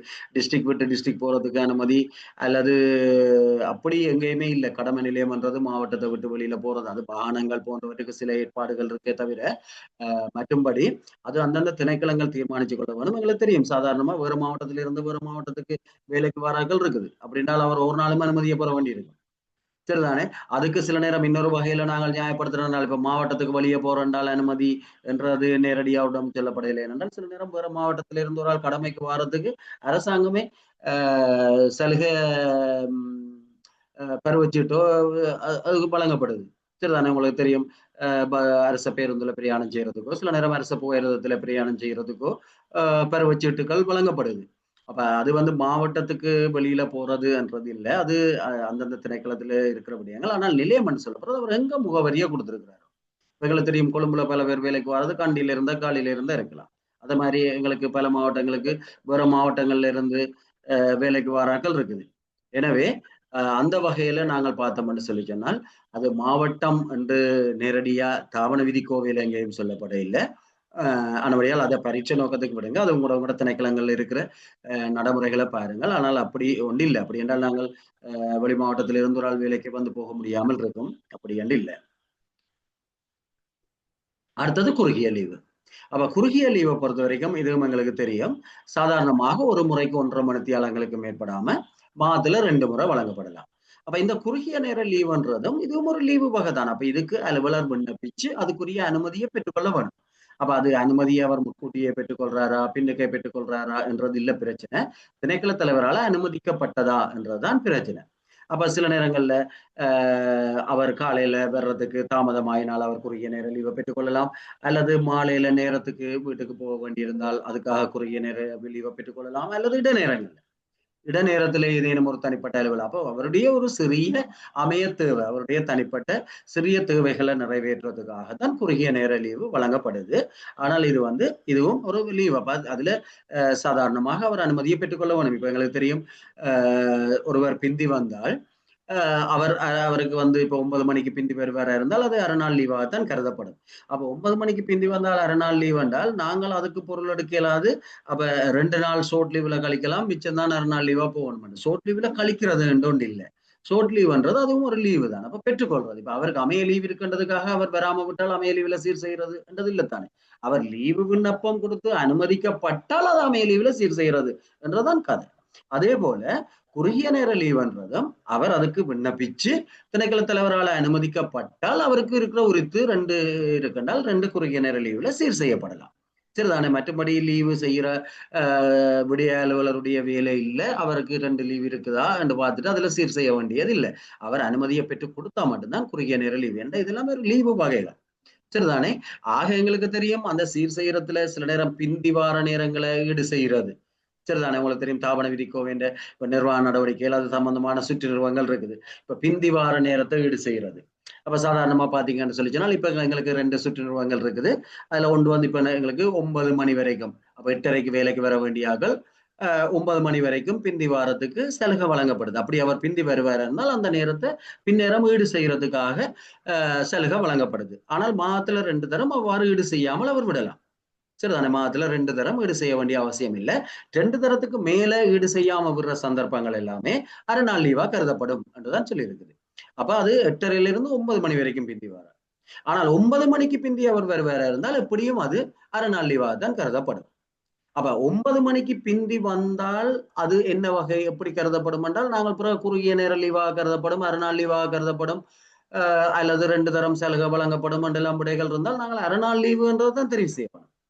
அப்ப நாங்கள் அதுக்கு பிறகு வேறு விதமா யோசிக்கலாது. 2 நாளைக்கு குறுகிய நேரத்துல அது இல்லை. குறுகிய நேர லீவை அவர் பெற்றுக்கொண்ட அனுமதியை கொடுத்தால் அதுல சீர் செய்யறது என்றது வேறுபட்ட உண்டு. ஆனால் தாவண விதிக்கோவையின் ஏற்பாட்டின்படி 9 மணியை பிந்தி ஒரு ஆள் வந்தால் அது 2 நாள் லீவு. அவர் குறுகிய நேர லீவ் என்றால் அது அனுமதியை பெற்றுட்டாரானே. அப்ப வரலாம் தானே. அப்ப அந்த அதை அப்படி விளங்கிக் கொள்ள வேணும். சரிதானே. அப்ப குறுகிய நேர லீவுன்றது நாங்கள் 9 மணிக்கு பிந்தி வந்தால் அரை நாள் லீவு என்றது வழங்க வேணும். மற்றபடி 1.5 மணித்தியாலம் அவர் இந்த நேரத்திலேயே குறுகிய நேர லீவுக்கு அனுமதியை பெற்று குறுகிய நேர லீவாக பயன்படுத்தலாம். மாதத்துல ஆக கொண்டது 2 தரம். சரிதானே. அப்ப இதான் இதுல இருக்கிற விளக்கங்கள். அதே மாதிரி அப்ப இதுல கணக்க பிரச்சனைகள் வாருது. நிறைய டிபார்ட்மெண்ட்ல இருந்து நிறைய பிரச்சனைகள் வாருது. அதனால அதை அப்படி விளங்கி கொண்டீங்கன்னா சரி. ஆக கொண்டது 2 தரம் 1.5 மணித்தியாலங்களுக்கு மிஞ்சாம. மற்றபடி எங்களுக்கு தெரியும் 9 மணிக்கு முன்னர் தான் பிந்தி வார நேரத்தை ஈடு செய்யறதுக்கான சலுகை வழங்கப்பட்டிருக்குது. அதுவும் வந்து 2 நாளைக்கு அவர் ஈடு செய்ய வேண்டிய அவசியம் இல்லை. அப்ப மாதத்துல இன்னொரு 1 மணித்தியாலம் அவருக்கு சலுகையாக விடப்படுது. அவர் கடமையாற்றாமலே விடுறதுக்கான சந்தர்ப்பம் உண்மையிலேயே வழங்கப்படுது. அடுத்து நீங்க பாத்தீங்கன்னு சொன்னால் 8:15 முதல் 8:30க்கு வர வேண்டிய ஒரு ஆள் 8:15 முதல் வருவார இருந்தால் பின்னேரம் எந்த வேலையுமே இல்லைன்னு சொல்லி சொன்னால் பிரச்சனை இல்லைன்னு சொல்லி சொன்னால் அவர் 4 மணிக்கு அதாவது காமனத்தியால முந்தி வந்தவர் காமனத்தியால முந்தியே போறதுக்கு இன்னொரு சலுகை இருக்குது. சரிதானே. அப்ப 8:15 முன்னுக்கு வாரவர் 4 மணிக்கு போறதுக்கான ஏற்பாடு இருக்குது. 8:30 9 மணி வரைக்கும் பிந்தி வாரவர் 4:15 பிறகு அதை ஈடு செய்துட்டு போறதுக்கான சந்தர்ப்பம் இருக்குது. இது 8:30 வேலைக்காரருக்கு தான் இந்த சலுகைகள் எல்லாம் வழங்கப்பட்டிருக்குது. ஆனால் அலுவலக பணியாளர்களை பொறுத்த வரைக்கும் அவர்களுடைய கடமை நேரம் 8 மணி என்று சொல்லிச்சுன்னா அவர்கள் 8:15 வரைக்கும் பிந்தி வர்ற நேரத்தை தான் பின்னேரம் ஈடு செய்யறதுக்கான சந்தர்ப்பம் அவர்களுக்கு வழங்கப்பட்டிருக்குது. சரிதானது அலுவலக பணியாளர்கள் தொடர்பாக 8 மணிக்கு வர வேண்டியாக 8:15 மட்டும் பிந்தி வரலாம். அதை பின்னேரம் 4:45 பிறகு அவர்கள் ஈடு செய்யலாம். அரை மணித்தியாலம் பிந்தி வாரத்துக்கான சலுகை 8:30 கடமை நேரம் ஆரம்பிக்கிறார்களுக்கு தான் அது வழங்கப்படுது. அப்ப இந்த வேறுபாடுகளை விளங்கி கொண்டீங்கன்னா சரி. மற்றது சிற்றுளியர்களை பொறுத்த வரைக்கும் எங்களுக்கு தெரியும் அவர்களுடைய கடமை நேரம் 8 மணியிலிருந்து 4:45. ஆனால் 4:15 பிறகு மற்றாக்களுக்கு எல்லாம் 4:15 வேலை முடியுது. 4:15 பிறகு அவர்கள் ஆற்றுறதுக்கு எந்த விதமான வேலையும் இல்லை என்று கருதினால் அவர்கள் 4:15 வீடு செல்றதுக்கு அனுமதிக்கப்படலாம். சரிதானே. அப்ப இது அந்த கடமை நேரம் தொடர்பாக ஏற்கனவே எங்களுக்கு இப்ப வேல்யூல இருக்கிற சுற்றுநிறுவனங்கள் தொடர்பான ஏற்பாடு. இதுகள் எல்லாம் 28வது அத்தியாயம் நிர்வாக நடைமுறைகள் அதுல அந்த சுற்றுநிறுவனங்களுடைய விவரங்கள் உங்களுக்கு குறிப்பில் இடப்பட்டிருக்குது. அதை ஞாபகப்படுத்திக் கொள்ளுங்க. அடுத்தது அரை நாள் லீவ்ன்றது மதிய நேர இடைவேளை தவிர 3.5 மணித்தியாலம். சரிதானே. அரை நாள் லீவ் வழங்கப்படலாம். அப்ப இது இப்ப இல்ல 3.5 மணித்தியாலம் அவர் வேலை செய்யணும். அதாவது மதிய நேர இடைவேளை தவிர. மதிய நேர இடைவேளத்துக்கு இடைவேளை எங்களுக்கு தெரியும் 1/2 மணித்தியாலம் தான் அனுமதிக்கப்பட்டிருக்குது. அப்படி அவர் மதிய நேர இடைவெளியை இடையில எடுத்துக்கொள்வாரா இருந்தால் அதை தவிர எவ்வளவு நேரம் எடுத்துக்கொண்டாரு அந்த நேரத்தை தவிர 3.5 மணித்தியாலம். அதுக்காக நாங்க சொல்லலாது 4 மணித்தியாலம் வேலை செய்ய வேணும்னு சொல்லி. இப்ப 4 மணித்தியாலம்ன்ற கதை அது எங்களுக்கு ஒபிஷியல் எங்கட அலுவலகங்கள்ல நாங்கள் பயன்படுத்துறது 4 மணித்தியாலம் வேலை செய்துட்டு போகலாம் என்றால் அவர் அதுக்கு மதிய நேரத்தை எடுக்கிறாரு. பரீட்சை நோக்கத்துக்கு நாங்க பார்த்தோம் என்றால் 3 அது 1 மாசத்துக்கு நம்ம போட்டிருக்கு இது போட்டிருக்கு அது போட்டுக்கலாம் காய்க்கிறீங்க நான் காய்க்கிறது வர சொல்றீங்க இல்ல மியூட் பண்ணிட்டு பிரச்சனை போடுறது நல்லா. ஓகே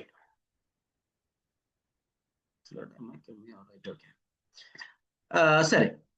அப்ப இது அரை நாள் லீவ்ன்றது 3.5 மணித்தியாலம் வேலை செய்ய வேணும். அப்ப சில நேரங்கள்ல உங்களுக்கு தெரியும் இது கட்டாயம் 8:30 தன் அரை நாள் லீவ் எடுக்கலாம். 8:30 3.5 மணித்தியாலம் என்றால் 8:30 12 மட்டும் தான் எடுக்கலாம். அல்லது 4:15 முடியுது என்றால் 12:45 4:15 வரைக்கும் தான் லீவ் எடுக்கலாம். அப்படி எதுவுமே சொல்லப்படவில்லை. எங்களுக்கு இங்கே சொல்லப்பட்டிருக்கிறது 3.5 மணித்தியாலம் வேலை செய்யணும். அவர் சில நேரம் 9 மணிக்கு பிந்தி வந்தால் அரை நாள் லீவா கருதப்படும் என்றால் அவர் முறையாக லீவுக்கு விண்ணப்பிச்சு அரை நாள் லீவை பெற்றுக்கொண்டால் அவர் சில நேரம் 9:30 வந்திருக்கிறார் ஷோர்ட் லீவ் இல்லைன்னு வைப்போம் அல்லது ஷோர்ட் லீவுக்கு அவர் அனுமதி பெறலைன்னு வைப்போம். அது வேற ஒரு கதை. அப்ப 9:30 வந்திருக்கிறார் அரை நாள் லீவை பெற்றார் என்றால் 9:30 3.5 மணித்தியாலம் அவர் கடமையாற்றிட்டு அவர் போகலாம். சரிதானே. ஆனா மதிய நேர இடையில அவர் மதிய நேரத்துக்கான நேரத்தை எடுக்காம இருந்தால் அல்லது அதையும் சேர்த்து கடமையாற்ற வேண்டி இருக்கும். அப்ப ஆனால் அது முறையான அனுமதியை பெற்று போகணும். அல்லது 9 மணிக்கு பிந்தி வந்த ஒரு ஆள் தனக்கு அரை நாள் லீவா தான் இன்றைக்கு கருதப்பட போகுது 2 ஷோர்ட் லீவ் முடிஞ்சுது அப்ப இன்றைக்கு எப்படியும் அரை நாள் லீவு தான் என்று தன்பாட்டுல போயிடலாம். தன்பாட்டுல போனா என்ன நடக்கும்னு சொல்லி சொன்னால் அனுமதி இல்லாம எங்களுக்கு தெரியும் அலுவலகத்துக்கு வந்தால் பதவியில்லை அலுவலகத்தை அனுமதி இல்லாம வெளியேறி செல்ல முடியாது. அது ஒழுக்காட்டு நடவடிக்கைக்குரிய ஒரு தவறா மாறிடும். எனவே அவர் உரிய அனுமதியை பெற்று அரை நாள் லீவுக்கு அனுமதியை பெற்றுட்டு அவர் 9:30 3.5 மணித்தியாலம் கடமையாற்றிட்டு அவர் வீடு செல்ல முடியும். சரிதானே. அப்ப அதனால அனுமதியை பெற வேணும். அனுமதியை பெறாம போனார் என்றால் அது சில நேரம் விளக்கம் கோரி நடவடிக்கை எடுக்கக்கூடிய ஒரு தவறாக அமையலாம். மற்றும்படி அரை நாள் லீவாக கருதப்படும் என்றால் அவர் 9:01 வந்திருந்தாங்க அவர் பின்னேரம் வரைக்கும் வேலை செய்தாலும் அது அரை நாள் லீவாக கருதப்படும் என்றுதான் சொல்லப்பட்டிருக்கு. அதுக்காக அவர் லீவ் நோட் சமர்ப்பிக்க வேண்டும் என்று அவசியம் இல்லை. ஆனால் லீவ் நோட் சமர்ப்பிச்சிருந்தார் என்றால் அவர் 3.5 மணித்தியாலம் வேலை செய்துட்டு போகலாம். இதுதான் அந்த வேறுபாடு. அதை விளங்கி கொண்டீங்கன்னா சரி. இதுல என்னன்னா நிறைய பிரச்சனைகள் நிறுவனத்துல வாரது நிறைய சந்தேகங்கள் என்னட்ட கேட்கப்படுறது. அதனாலதான் அதில் எல்லாம் இதுல சொல்லி கொண்டு போறேன். டைமும் இருக்கு தானே தாராளமா அனுபடிய. அடுத்தது அமையல் லீவு. அமையல் லீவை பொறுத்த வரைக்கும் இதுக்கு சில நிபந்தனைகள் இருக்குது. எங்களுக்கு தெரியும் அமையல் லீவுன்றது ஒன்று உள்நாட்டுல பயன்படுத்த வேணும். சரிதானே. அப்ப உள்நாட்டுல என்னோட வெளிநாட்டுக்கு அமைய லீவு இல்லை. அப்ப உள்நாட்டுல பயன்படுத்த வேணும். அப்ப இது அமைய லீவு வழங்கப்படுறது அலுவலருக்கான அமைய காரணங்கள்.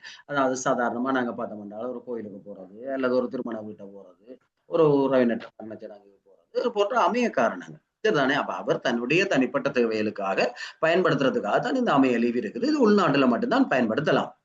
அடுத்த நிபந்தனை இருக்குது ஒரு தடவையில 6 நாட்களுக்கு மேலே போயிடாது. அப்ப 6 நாட்களுக்கு உள்ளதான் பெறலாம். ஆக கூடது 6 நாள் தான். 7 நாள் தொடர்ச்சி அவரால் லீவை பெற்றார் என்றால் நாங்கள் ஒரு நாளும் 6 நாள் அமைய லீவிலையும் அடுத்த ஒரு நாளை கொண்டு போய் ஓய்வு லீவிலையோ எங்கேயோ சீர் செய்ய முடியாது. சரிதானே? எப்பயும் அமைய லீவை ஓய்வு லீவோட சேர்த்து பயன்படுத்துறது இல்லை, அப்படி செய்யலாது. அப்ப 7 நாள் தஜலமாய் ஒரு ஆள் 5 நாள் லீவ் எடுத்துட்டு போறாரு, அதுக்கு பிறகு 2 நாள் வேற இல்லாம போயிட்டது, பிறகு 2 நாளைக்கு விண்ணப்பிக்கிறார் லீவுக்கு.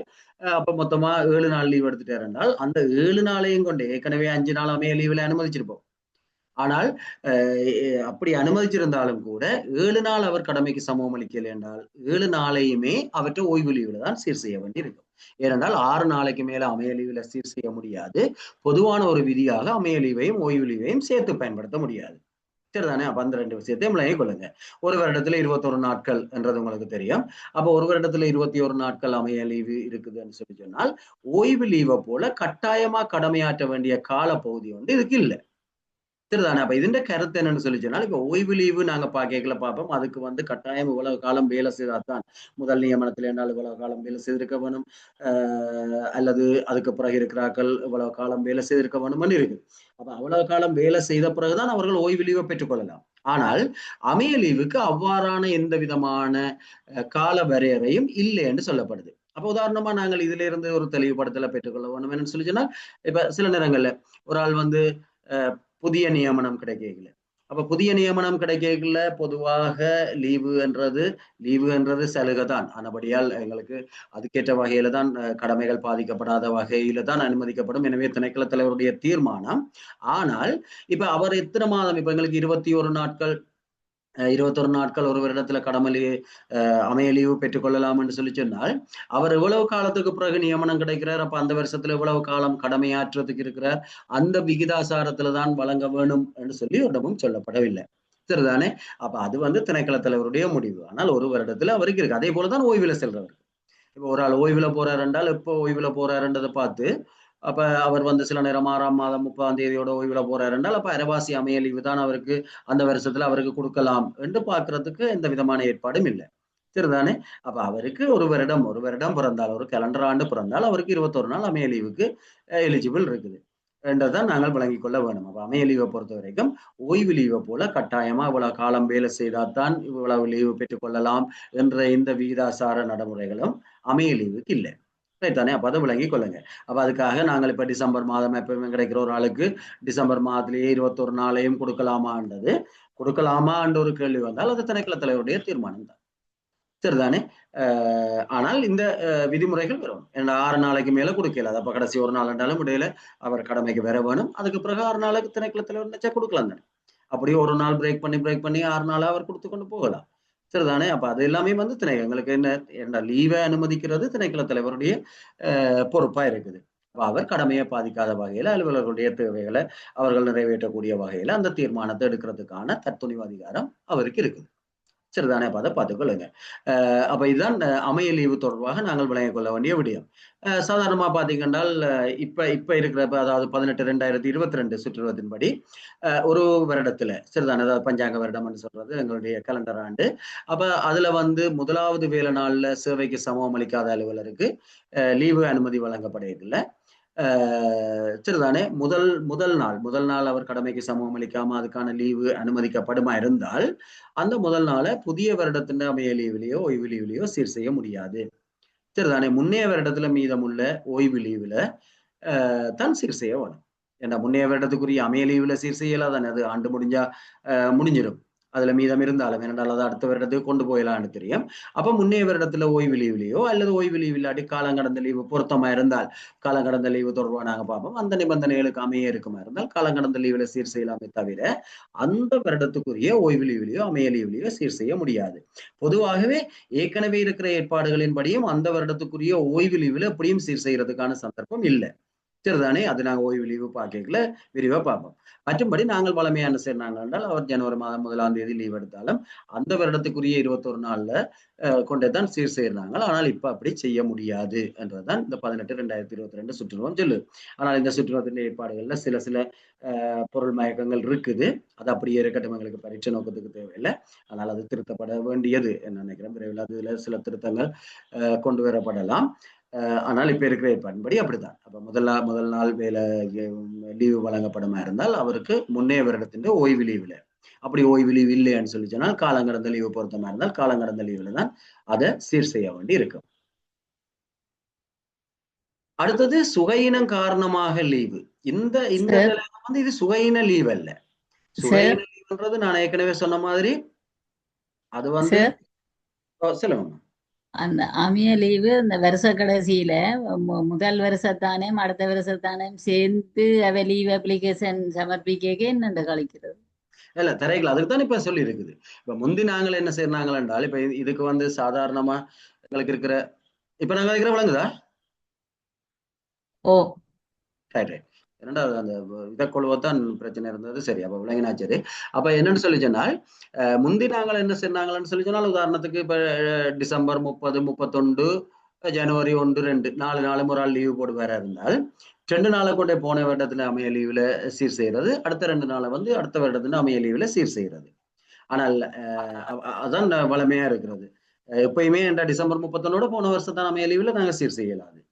போன வருஷத்தான கொண்டு வந்து இந்த வருஷத்தான அமைய லீவுக்கு சீர் செய்யலாது. அப்ப அதுதான் முறையா இருந்தது. ஆனால் இப்ப எங்களுக்கு இந்த பிரச்சனை வந்துடுது என்னன்னு சொல்லி சொன்னால் அமைய லீவு முதல் நாள் அவர் பெற்றுக்கொண்டால் பிரச்சனை என்று சொல்லி அதான் நான் சொன்னேன். இதுல இப்ப நீங்க கேட்டதும் ஒன்றுதான். அதுல 2, 3 இருக்குது. நான் உங்களுக்கு குழப்பம் இருக்கிற குழப்பங்களை சொல்லி உங்களை குழப்பம் இல்லை. ஆனால் 2, 3 குழப்பங்கள் இந்த சுற்றுலத்தில் இருக்குது. அது தெளிவுபடுத்தப்பட வேணும், விரைவில் தெளிவுபடுத்தப்படும் நினைக்கிறேன். என்னன்னு சொல்லி சொன்னால் இப்ப எங்களுக்கு பிரச்சனை வரும். இந்த வருடத்துக்கு அவர் கடமைக்கு பெறாம நாங்கள் இதை கொண்டு வந்து அமைய லீவுல சீர் செய்ய முடியாம இருக்கும். அப்ப எங்களுக்கு சில நேரம் அமைய லீவும் ஓய்வு லீவும் சேர்ந்து வாரது என்றது பொதுவா ஒரு பிரச்சனை இருக்குது. இதெல்லாம் இருக்கிற குழப்பம். ஆனால் எப்படிதான் பார்த்தாலும் இந்த வருடத்துக்கு அவர் கடமைக்கு வராம இந்த வருடத்தின் இந்த லீவை நாங்கள் கொண்டே இந்த வருடத்தின் அமைய லீவுல கழிக்கிறதுக்கு இந்த சுற்றுலுவம் இயலாதுன்னு தான் சொல்லுது. சரிதானே? மற்றபடி நீங்க கேட்கிற கேள்வியில இன்னும் முழுமையான தெளிவு அதுக்கு இல்லை. அது இன்னும் இல்லாமத்தான் இருக்குது. சரிதானே? என்னடா முதல் நாள் அவர் கடமைக்கு சமம் அளிக்கணும்னு தானே இருக்குது. அடுத்தது can we get short leave and half day leave at time. இப்ப அதானே இப்ப என்னென்றால் ஷார்ட் லீவுன்றது ஓகே ஒரு வகை. அது நல்ல கேள்வி. இது நடுவே எல்லாரும் கேட்கறது நான் மறந்து போனேன். இப்ப ஷார்ட் லீவுன்றது ஒரு வகை லீவு, ஹாஃப் டேன்றது ஒரு வகை லீவு. இப்ப ஹாஃப் டேக்கு ஒரு ஆள் ஹாஃப் டே லீவு என்ற ஒரு ஆள் பெற்றுக்கொள்ள வேணும் என்றால் என்ன நிபந்தனை சொல்லி இருக்குது? 3.5 மணி நேரம் அவர் வேலை செய்ய வேணும். இப்ப ஷார்ட் லீவ் பெற்றாருன்னா 3.5 மணி நேரம் அவர் வேலை செய்ய மாட்டாரு. அப்ப ஷார்ட் லீவே ஹாஃப் டே ஒரு நாள் எடுக்கிறதுக்கு எந்த விதமான சந்தர்ப்பமும் இல்லை.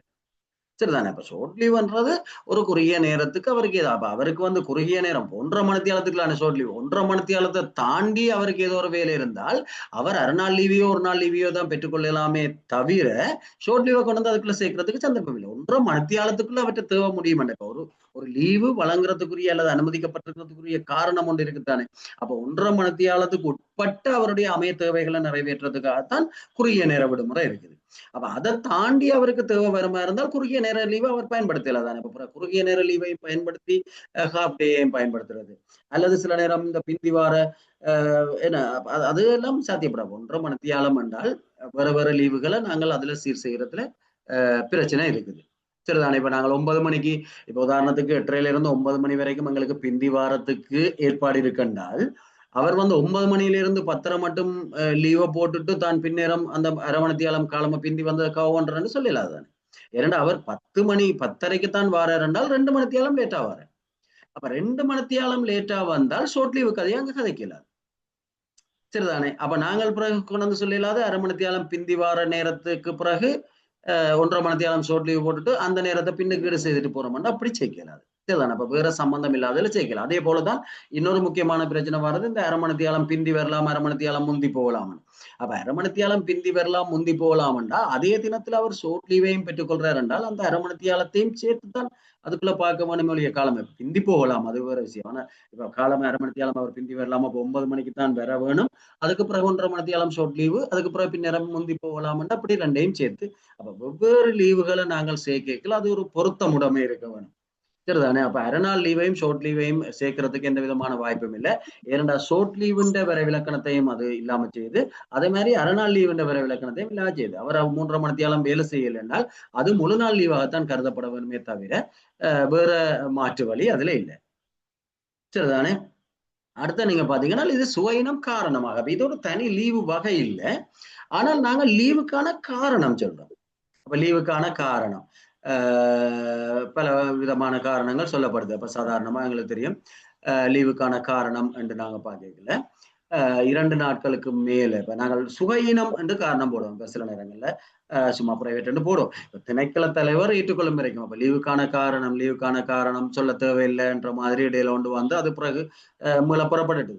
ஏனண்டா லீவை அனுமதிக்கிற லீவ்ன்றது சலுகை என்றால் அவர் காரணம் சொல்லாமல் லீவை அனுமதிக்கிறது என்றது அது ஒரு சவாலான இப்ப சில சுற்றுலாக்கள் விரைக்கல அப்படித்தான் அது அவசரமா வரும். பிறகு அதில் உள்ள பிரச்சனைகள் காரணமாக அது விட்ரோ பண்ணப்படும்.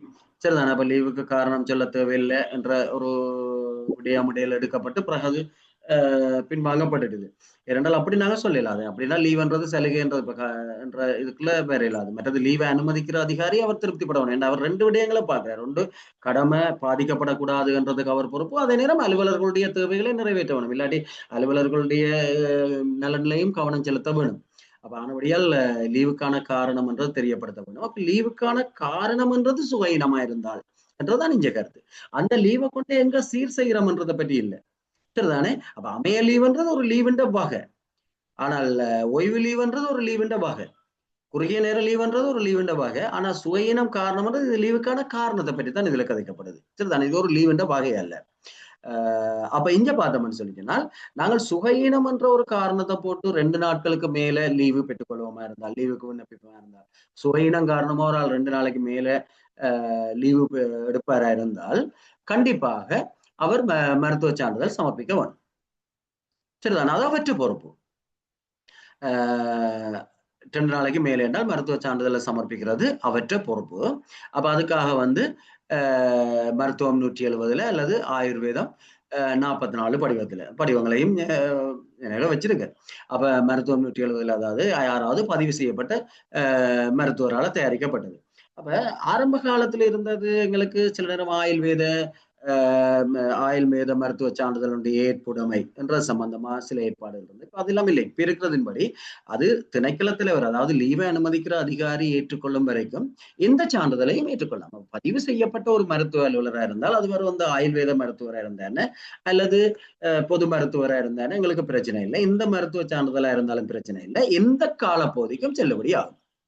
அப்ப ஆயுள்வேத சான்றிதழ் என்றால் 7 நாளுக்கு 1 மாதத்துக்கு 3 மாதத்துக்கு தான் செல்லும் என்ற எந்த வரையறையும் இல்லை. எவ்வளவு காலப்பகுதிக்கும் அதை ஏற்றுக்கொள்ள முடியும். சரிதானே. ஆனால் அப்ப அந்த சான்றிதழின் அடிப்படையில எந்த ஒரு காலப்பகுதிக்கும் லீவு வழங்கலாம். அது லீவு அனுமதிக்கிற அதிகாரியினுடைய தத்துணிவான தீர்மானம். ஆனால் சில நேரங்கள்ல அவர் குறைந்த காலப்பகுதிக்கும் அரச மருத்துவ சான்றிதழ் சமர்ப்பிக்க சொல்லலாம். அந்த உரிமை அவருக்கு இருக்குது. ஆனால் அதை எப்ப சொல்ல வேணும்? முன்கூட்டியே சொல்ல வேணும். இல்லாட்டி அவர் ஆயுர்வேதத்துல மருத்துவம் செய்து திருப்பி கடமைக்கு வந்த பிறகு அரச மருத்துவ சான்றிதழை தாங்கன்னு சொல்றது பொருத்தம் இல்லை. அப்ப அது இதுல தாவன விதிக்கோவையில சொல்லப்படாட்டியும் அவருக்கு கேட்கறதுக்கு உரிமை இருக்குது. சரிதானே. குறுகிய கால பகுதிக்கு அவர் மருத்துவ சான்றிதழை கேட்கறதுக்கு அவருக்கு உரிமை இருக்குது. குறுகிய காலத்துக்கும் மருத்துவ அறிக்கை கோரப்படலாம். அதாவது மருத்துவ அறிக்கைன்றது 2 நாளைக்கு தானே மருத்துவ அறிக்கை வேணும்.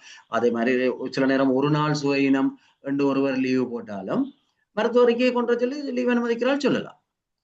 ஆனால் எதுவுமே சொல்லாட்டி 2 நாளைக்கு மேலே என்றால் அலுவலராகவே கொண்டு வரணும். அப்ப அந்த பொறுப்பு அலுவலருக்கு வருது. கேட்க வேண்டிய அவசியம் இல்லை. பிறகு அலுவலர் சொல்லலாது எங்களுக்கு மருத்துவ சான்றிதழை சமர்ப்பிக்க சொல்லல. ஆனால் 1 நாள் சுகையினம் என்று லீவு போட்டால் அவருக்கு சொல்லப்பட வேணும் முன்கூட்டியே மருத்துவ சான்றிதழ் சமர்ப்பிக்க சொல்லி. அது லீவ் அனுமதிக்கிற அதிகாரியின் பொறுப்பு.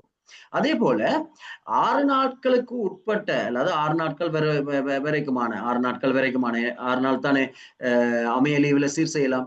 அப்ப 6 நாள் வரையுமான சுகையின லீவை திணைக்கள தலைவர் தந்த தத்துணிவுல அலுவலர் கோருவாரா இருந்தால் அவர் தன்னுடைய தத்துணிவின்படி அதை அமைய லீவுல சீர் செய்யறதுக்கு அனுமதிக்கலாம். சரிதானே. அப்ப நாங்கள் அமைய லீவிலேயே சுகையினம் என்று காரணம் போட்டிருந்தாலும் உண்மையா சுகையினம்ன்றது ஓய்வு லீவிலானே சீர் செய்யப்பட வேணும். ஏனென்றால் ஓய்வு அந்த நோக்கத்துக்காக தானே ஓய்வு லீவு வழங்கப்படுற ஓய்வு லீவுல சீர் செய்யப்பட வேணும். ஆனால் 6 நாளைக்கு உட்பட்டதா இருந்தால் அது அமைய லீவுல சீர் செய்யறதுக்கு அலுவலர் கோரினால் திணைக்கள தலைவர் அதுக்குரிய அனுமதியை வழங்கலாம். அதுக்கு விசேட அனுமதி தேவையில்லை. அவர் சுகையினம் என்று காரணம் போட்டிருந்தாலும் இங்க அமைய லீவுக்குள்ள 6 நாள் என்று போட்டிருந்தால் 5 நாள் என்று போட்டிருந்தால் திணைக்கள தலைவர் அதை அனுமதிச்சால் நாங்கள் அமைய லீவுல சீர் செய்யலாம். ஆனா 6 நாளைக்கு மேற்பட்டால் எப்படியுமே அது ஓய்வு லீவுல தான் சீர் செய்யப்பட வேண்டி வரும். ஆனால் 6 நாளைக்கு உட்பட்டதையும் இப்ப உதாரணத்துக்கு ஒரு ஆள் சுகையினம் காரணமா லீவ் எடுக்கிறார் என்றால் திணைக்கள தலைவரால முடியும் அதை ஓய்வு லீவுல கழிக்க சொல்லி சொல்றது. சரிதானே. அப்ப 2 நாளைக்கு மேலதான் மெடிக்கல் வேணும் என்றால் திணைக்கள தலைவரால முடியும் 2 நாளைக்கு உட்பட்ட காலத்துக்கும் மெடிக்கல் கேட்கறதுக்கு. 6 நாள் வரைக்கும் அமைய லீவுல சீர் செய்யலாம் என்றால் திணைக்கள தலைவரால முடியும். அதை விட குறைஞ்ச கால பகுதியே ஓய்வு லீவுல சீர் செய்ய சரிதானே? என்ற சுயனம் தானே அவர் லீவ் எடுக்கிற. அப்ப அது திணைக்கள தலைவருடைய முடிவு. அப்ப அந்த விடயங்களை பார்த்துக்கொள்ள வேணும். அதே மாதிரி அரச மருத்துவ சான்றிதழ் கேட்கிறதா இருந்தால் அது லீவ் அனுமதிக்கிற அதிகாரியின் முடிவு. ஆனால் அது முன்கூட்டியே சொல்லப்பட வேணும். இது நடைமுறையில இருக்கிற பிரச்சனைகள். மற்றபடி எங்களுடைய பரீட்சை நோக்கத்துக்கு நாங்க பார்த்தோம் என்றால் இந்த சான்றிதழும் எவ்வளவு காலத்துக்கும் செல்லுபடி ஆகும். ரைட் தானே? ஆனால் பதிவு செய்யப்பட்ட மருத்துவ அலுவலரால வழங்கப்பட வேணும். அது ஆயுர்வேத மருத்துவ அலுவலராக இருந்தானே, பொது மருத்துவ அலுவலராக இருந்தானே. அப்ப அவர்களால் சமர்ப்பிக்கப்படுற மருத்துவ சான்றிதழ்களுடைய இலக்கம் இதுல தந்திருக்கு. சரிதானே? அப்ப இது சுயனம் என்ற காரணத்தால ஒருவர் லீவை பெற்றுக்கொள்றது. அடுத்து நாங்க பார்த்தோம்னா பதில் லீவு. அப்ப பதில் லீவு சார் 3 மாசத்துக்கு மேலே நாங்க மெடிக்கல் போர்டுக்கு அனுப்பணும் தானே சார்? அப்படி விடவும் இல்ல.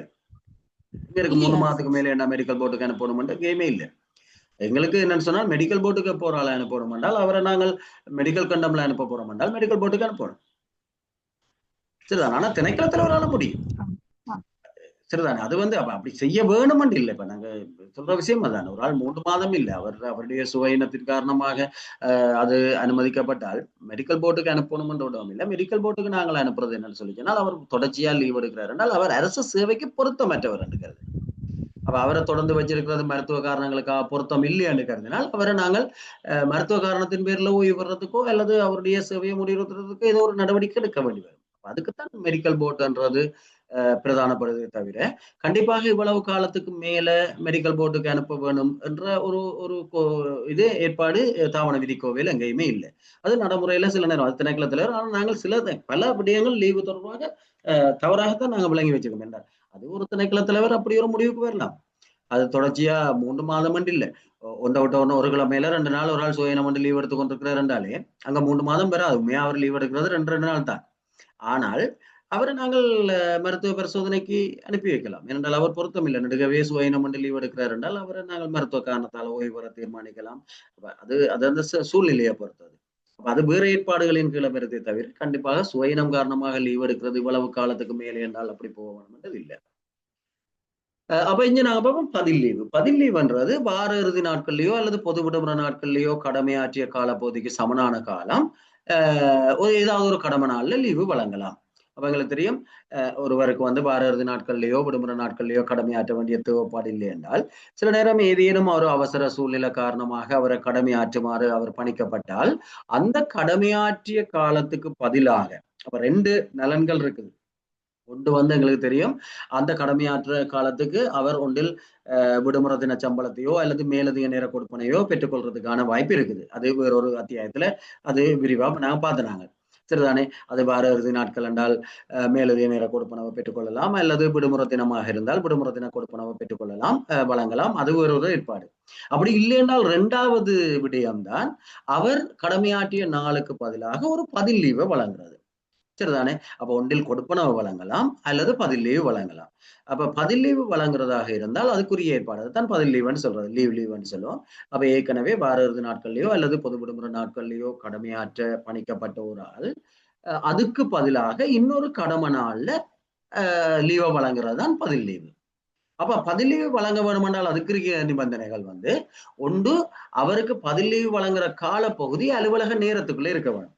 அப்ப அலுவலக நேரம் என்றது நாங்கள் 8:30 4:15 என்றால் சரிதானே? 8:30 4:15 அல்லது சில நேரம் பிறகு செய்யப்பட்ட திருத்தங்கள் அல்லது சலுகைகளின் அடிப்படையில நாங்கள் ஓரளவுக்கு பொருள் கோடல் செய்யலாம். 9:00 4:45 என்றதையும் கருதலாம் அலுவலக நேரம் என்றது. அலுவலக நாள்லயே நாங்கள் அதுக்கு அனுமதிக்கிறோம் தானே ஈடு செய்யறதுக்கு. அப்ப அந்த அலுவலக நேரத்துக்குள்ள இருக்கிற காலப்பகுதிக்கு மட்டும்தான் அவருக்கு பதில் லீவு வழங்கலாம். அப்ப ஒரு ஆள் 8 மணிக்கு 4:15 போனாலோ அல்லது சில நேரங்கள்ல 8:45 9 மணிக்கு 4:45 போயிருந்தாலோ ஒரு நாள் அவர் கடமையாற்றினார்னு கருதலாம். எனவே இன்னொரு நாள் வேலை நாள்ல அவருக்கு பதில் லீவு வழங்க முடியும். ஆனால் சில நேரங்கள்ல அவர் அவசர கடமை காரணமாக அழைக்கப்பட்டு, உதாரணத்துக்கு அவர் 10 மணிக்கு தான் அழைக்கப்பட்டிருக்கிறார். அவர் அல்லது அவருக்கு விடிய உடனே வர சொல்லியிருக்க அவர் 10 மணிக்கு தான் வேலைக்கு வந்திருக்கிறார். 10 மணிக்கு வேலைக்கு ஆனால் இரவு 10 மணி வரைக்கும் வேலை செய்திருக்கிறார் என்று நாங்கள் கருதினாலும் கூட 12 மணித்தியாலும் அவர் வேலை செய்தாலும் கூட அதுக்குரிய கொடுப்பனவுகளை வழங்கிக்கலாம். அது வேறு. அது மேலதிக நேர கொடுப்பனவு விடுமுறை தின கொடுப்பனவு தொடர்பான ஏற்பாடுகள் இருக்கு.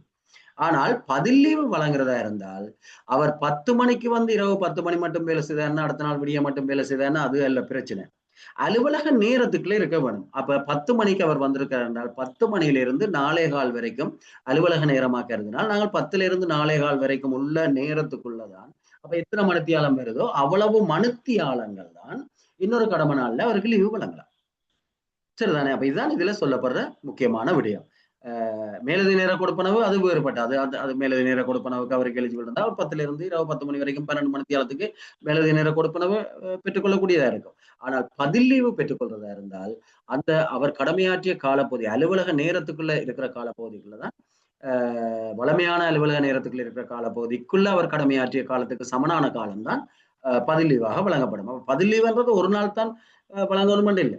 அவர் சில நேரம் 10 மணிக்கு அழைக்கப்பட்டு 12 மணி மட்டும் வேலை செய்துட்டு போயிட்டார் என்றால் 2 மணித்தியாலம் வேலை செய்திருக்கிறார் என்றால் இன்னொரு கடமை நாள்ல அவருக்கு 2 மணித்தியாலம் பதில் லீவா கொடுக்கலாம். அப்ப அவர் அந்த பதில் லீவை பெற்றுக்கொண்டார் என்றால் விடிய 8:30 வர வேண்டியவர் 10:30 வரலாம். அப்படி பதில் லீவை செய்வார். அப்ப பதில் லீவுன்றது கட்டாயம் நாள் கணக்குல தான் இருக்க வேணும் என்ற எந்த அவசியமும் இல்லை. காலப்பகுதி என்று சொல்லித்தான் சொல்லப்படுது. அப்ப எவ்வளவு காலம் வேலை செய்தாரோ அதே அளவு காலம். ஆனால் அந்த காலப்பகுதிக்கு இருக்கிற ஒரே ஒரு வரைவிலக்கணம் என்னென்றால் அது வளமையான அலுவலக நேரத்துக்குள்ள இருக்கிற காலப்பகுதியா இருக்கும். சரிதானே? அப்ப அந்த காலப்பகுதிக்கு சமனான ஒரு காலப்பகுதியை பின்னுக்கு. அப்ப இதுல 2 விடயம் இருக்குது. ஒன்று அவர் இந்த கடமையாற்றுறதுக்கு முன்னர் இந்த தினத்துல கடமையாற்றுறதுக்கும் அதை பதில் லீவு பெற்றுக்கொள்றதுக்கும் அனுமதி பெற்றுக்கொள்ள வேணும். அனுமதியோட தானே ஒரு ஆள் அலுவலக நாள் இல்லாத ஒரு நாள்ல அலுவலகத்துக்கு வாரதென்றால் கடமையாற்றுனால் அதுக்குரிய அனுமதி இருக்கும். அப்ப அந்த அனுமதியை பெற்றுக்கொள்ள வேணும். அப்ப பின்னர் பதில் லீவு பெற்றுக்கொள்றதுக்கு அவர் அனுமதியை பெற்றுக்கொள்ள வேணும். அதுக்கு பிறகு எப்ப அவர் பதில் லீவு பெற்றுக்கொள்றாரோ அந்த நேரம் அவர் விண்ணப்பிக்க வேணும். இத்தனாம் தேதி கடமையாற்றியதுக்கு பதிலாக பதில் லீவு அனுமதிக்க சொல்லி கேட்டு அதுக்குரிய அனுமதியை பெற்றுக்கொள்ள வேணும். அப்பதான் அது பதில் லீவுல சீர் செய்யப்படக்கூடியதா இருக்கும். சரிதானே? அப்ப இது பொதுவான ஒரு நிபந்தனை அலுவலக நேரத்துக்குள்ள இருக்க வேணும். அடுத்தது தன்னுடைய அலுவலகத்திலேயோ அல்லது இன்னொரு அலுவலகத்திலேயோ கடமையாற்றி இருக்க வேணும். அதாவது அதன் கருத்து வந்து அவற்றை வருகை செல்க பதிவு செய்யப்பட்டிருக்க வேணும்.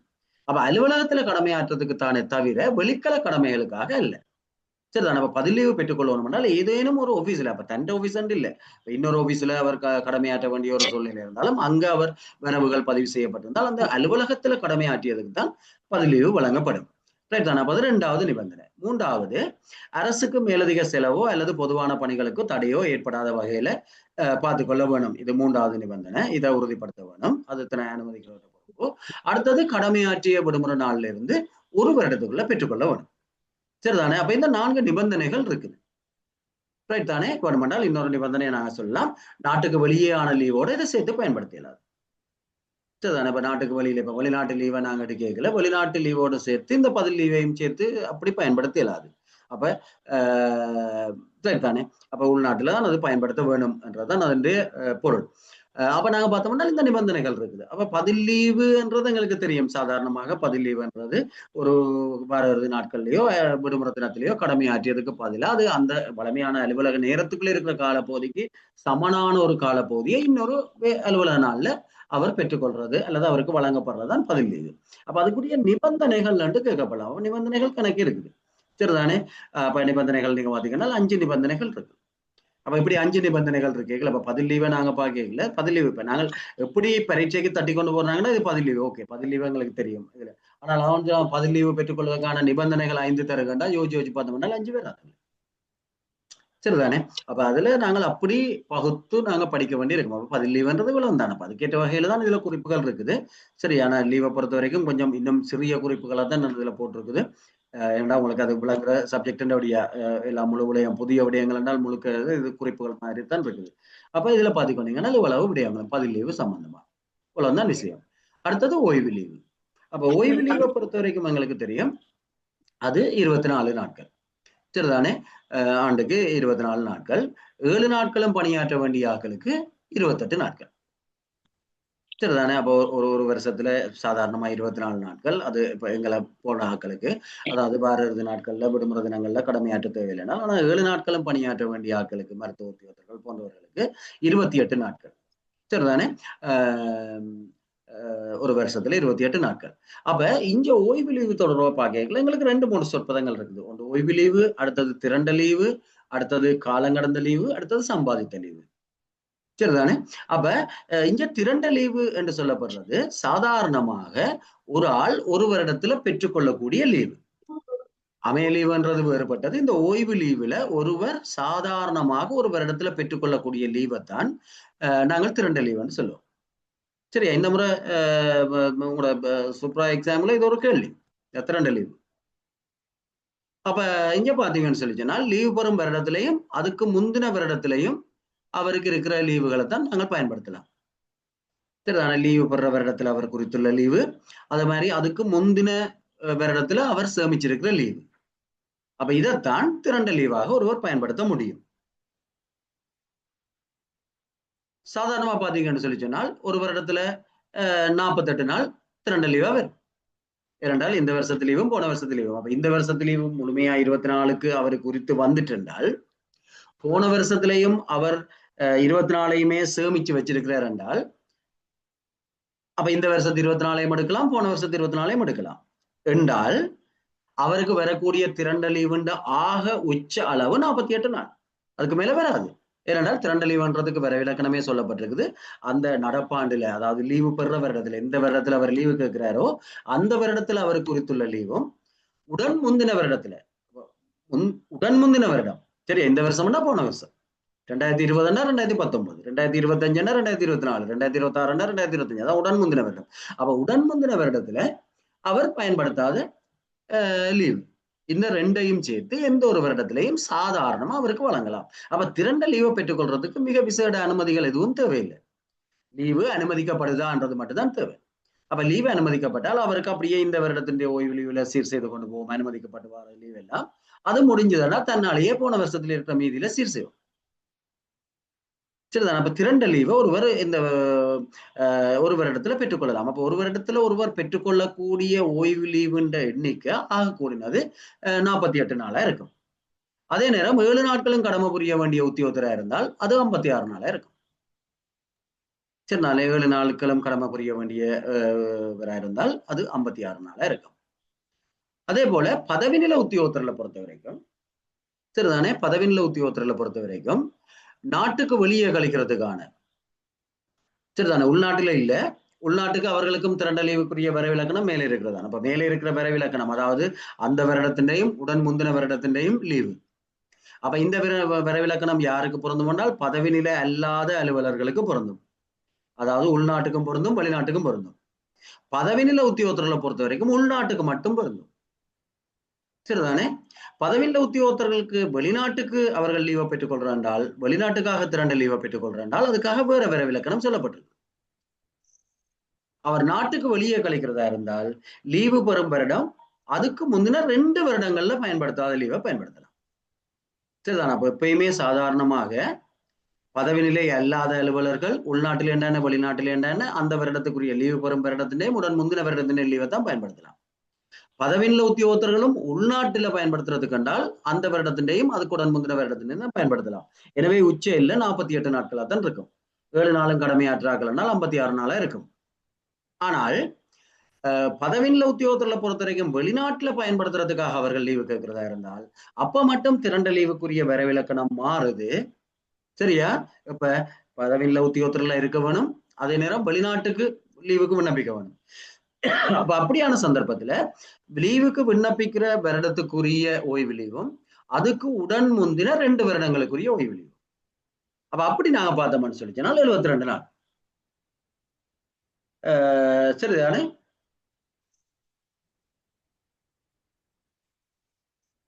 சரிதானே? இப்ப 24 தர 3 தானே, 3 வருடம் தானே. அப்ப 72 நாட்கள் அவையில் லீவை பெற்றுக்கொள்ளலாம். சில நேரம் வாரத்துல 7 நாளும் கடமை புரிய வேண்டிய அலுவலர்களா இருந்தால், 7 நாட்களும் கடமை புரிய வேண்டிய அலுவலர்களா இருந்தால் அவர்கள் 3 வருடத்துக்குரிய லீவ் என்றால் எங்களுக்கு தெரியும் அவர்களுக்கு 28 நாள் தானே, அப்ப 84 நாள். சரிதானே? அப்ப இது இங்க சொல்லப்பட்டிருக்குது. அப்ப இது இந்த வருடம் பரீட்சையில ஒரு வினாவா வந்திருந்தது. சரியா? பரீட்சைக்குரிய வினாக்கள் நம்ம முழுமையா ஓரளவுக்கு வந்துட்டுது. பாப்போம், நான் தொகுத்ததுல அனுப்பி விடுறேன். முழுமையா முழு வினாக்களும் வந்ததுன்னு இல்ல. சொல்லுங்க சார். லெஜர்ல எப்படி சார் அப்படியே தொடர்ச்சியாவே காட்டலாமா சார் இந்த 48 நாளை? லெஜர்ல காட்டையில நாங்கள் காலக்கணத்துல லீவு அப்படியே காட்டுவோம் ஓய்வு லீவு. சரி, ஓகே, பரவாயில்ல. ஓய்வு லீவை பொறுத்த வரைக்கும் நாங்கள் அந்தந்த வருடத்துக்கு எடுக்கிற லீவோ 78 நாள் காட்டிட்டு அங்க சீர் செய்யணும். எந்தெந்த வருடத்துல சீர் செய்யறோம்ன்றதை காட்டணும். இப்போ 72 நாள் நாங்கள் கொடுத்தோம் என்றால் இந்த வருடத்தின் 24, அடுத்தது 2024 24, 2023 24 காட்டணும். அங்கேயும் அவர்கிட்ட இருக்கிற பேலன்ஸ்ல நாங்கள் கழிச்சு காட்டணும். ஏன்னா அடுத்த வருஷத்துக்கு அங்கே இருக்கிறது தான் நாங்கள் கொண்டு போகிறோம். அப்ப அவருக்கு அதுக்கப்புறம் இந்த 72 நாள் கொடுத்த பிறகு 2025 முழு லீவும் பயன்படுத்துகிற இனி இல்லை, 2024 இனி அவருக்கு லீவ் இல்லை, 2023 அவருக்கு லீவ் இல்லைன்னு தான் தொடர்ந்து இனி அவர் சேவை காலத்துல சேமிச்ச லீவுகள் அங்கால போய்க்குள்ள போகணும். அப்ப நாங்கள் 72 நாளையும் காட்டி எந்தெந்த வருடத்துல சீர் செய்யறான்னு காட்டி நாங்கள் எப்பயுமே லீவு நாங்கள் மெயின்டைன் பண்ணல. ஓய்வு லீவை பொறுத்த வரைக்கும் ஓய்வு லீவு அவர் உலக காலம் சேமிச்ச லீவை நாங்கள் ஒரு பக்கத்துல எழுதித்தான் கொண்டு போகணும். அப்பதான் உண்மையா நாங்கள் இந்த வருடத்தின் 24 நாள் தாண்டின பிறகு போன வருஷத்தாண்டுல சீர் செய்வோம். போன வருஷத்தாண்டுல சீர் செய்த பிறகு சில நேரம் காலம் கடந்த லீவு அனுமதிக்கப்பட்டால் எந்த வருடத்துல சீர் செய்யறதுக்கு அனுமதிக்கப்படுதோ அந்த வருடத்தின் லீவுல நாங்கள் கழிச்சு காட்டணும். அப்ப அடுத்த புதிய வருடத்துக்குரிய லெஜருக்கு நாங்க கொண்டு போய்க்கல, லீவு ரெஜிஸ்டருக்கு நாங்க கொண்டு போய்க்கல, அந்த எண்ணிக்கையை குறைச்சுதான் நாங்கள் அங்க கொண்டு போவோம். சரிதானே? உடன் முந்திய 2 வருஷம்னா ஏதாவது 2 வருஷமா அல்லது?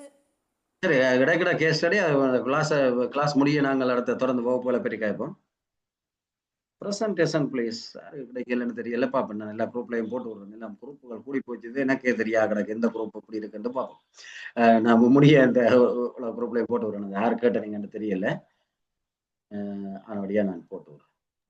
சார் அதெல்லாம் தான் ப்ராக்யூமெண்ட் கடைசியா இந்த இதுல ப்ராக்யூமெண்ட் வீடியோவும் அனுப்பல சார். கடைசியா நடந்த ப்ராக்யூமெண்ட் வீடியோவா? கடைசி ப்ராக்யூமெண்ட் சார், ரெக்கார்டிங் அனுப்பல. இப்ப இந்த எக்ஸாம் முடிஞ்ச பிறகு நடந்தேனே? ஆம் சார், ஆம் சார். இப்ப என்ன செய்யறேன்? சரி, முடிய நாங்க வகுப்பு தொடர்பா நாங்கள் இறுதியில இருக்க காய்ப்போம். கொஞ்சம் பார்த்துட்டு ஓய்வு லீவு நாங்கள் காலம் கடந்த லீவை பார்த்துட்டு காய்ப்போம். சரிதானே? அப்ப இது இந்த நாட்களை பார்த்துக்கொள்ளுங்க. அது நாட்களை பாடமாக்க வேண்டிய அவசியம் இல்லை. 24 28 பாடமாக்கினா அடுத்தது திரண்ட லீவு என்றால் என்னென்று பாடமாக்கினீங்கன்னா அது பெருக்கி எண்ணிக்கையை போடுறதானே, கேள்விகள் வரைக்கும் இல்லை, அதுல பிரச்சனை இல்லை. சரிதானே? அப்ப இந்த திரண்ட லீவுன்றது சாதாரணமா பயன்படுத்துறது. அப்ப இதுக்கு முந்தினது இல்லாம இப்ப நீங்க பாத்தீங்கன்னா அப்ப பதவியில் உத்தியோகத்தர் வெளிநாட்டுக்கு எடுக்கிறத விடுவோம், அது தனியா ஒன்று சொல்லியிருக்கு, அது ஞாபகம் இருக்கும். அப்ப பொதுவாக நாங்க திரண்ட லீவுன்னு சொல்றது இந்த வருஷத்து லீவும் போன வருஷத்து லீவு. அப்ப அதன் கருத்து என்னன்னு சொல்லி சொன்னால் இதைத்தான் சாதாரணமா ஒரு ஆள் எடுக்கலாம் ஒரு வருஷத்துல. அப்ப அதுக்கு முந்தி அவர் சேமிச்சு வச்சிருக்கிறதெல்லாம் காலம் கடந்து போயிட்டுது என்றதான் கருத்து. அதனையும் எடுக்கிறதுக்கு காலம் கடந்துட்டுது. அப்ப எப்ப அவருக்கு திரண்ட லீவா அவருக்கு சேர்ந்து இருக்குது எடுக்கக்கூடியதாண்டாதான் அந்த திரண்ட லீவுன்ற சொல்ல பயன்படுத்துறான். இந்த வருஷத்துக்குரிய ஒரு துள்ள லீவும் போன வருஷத்துல பேலன்ஸ்.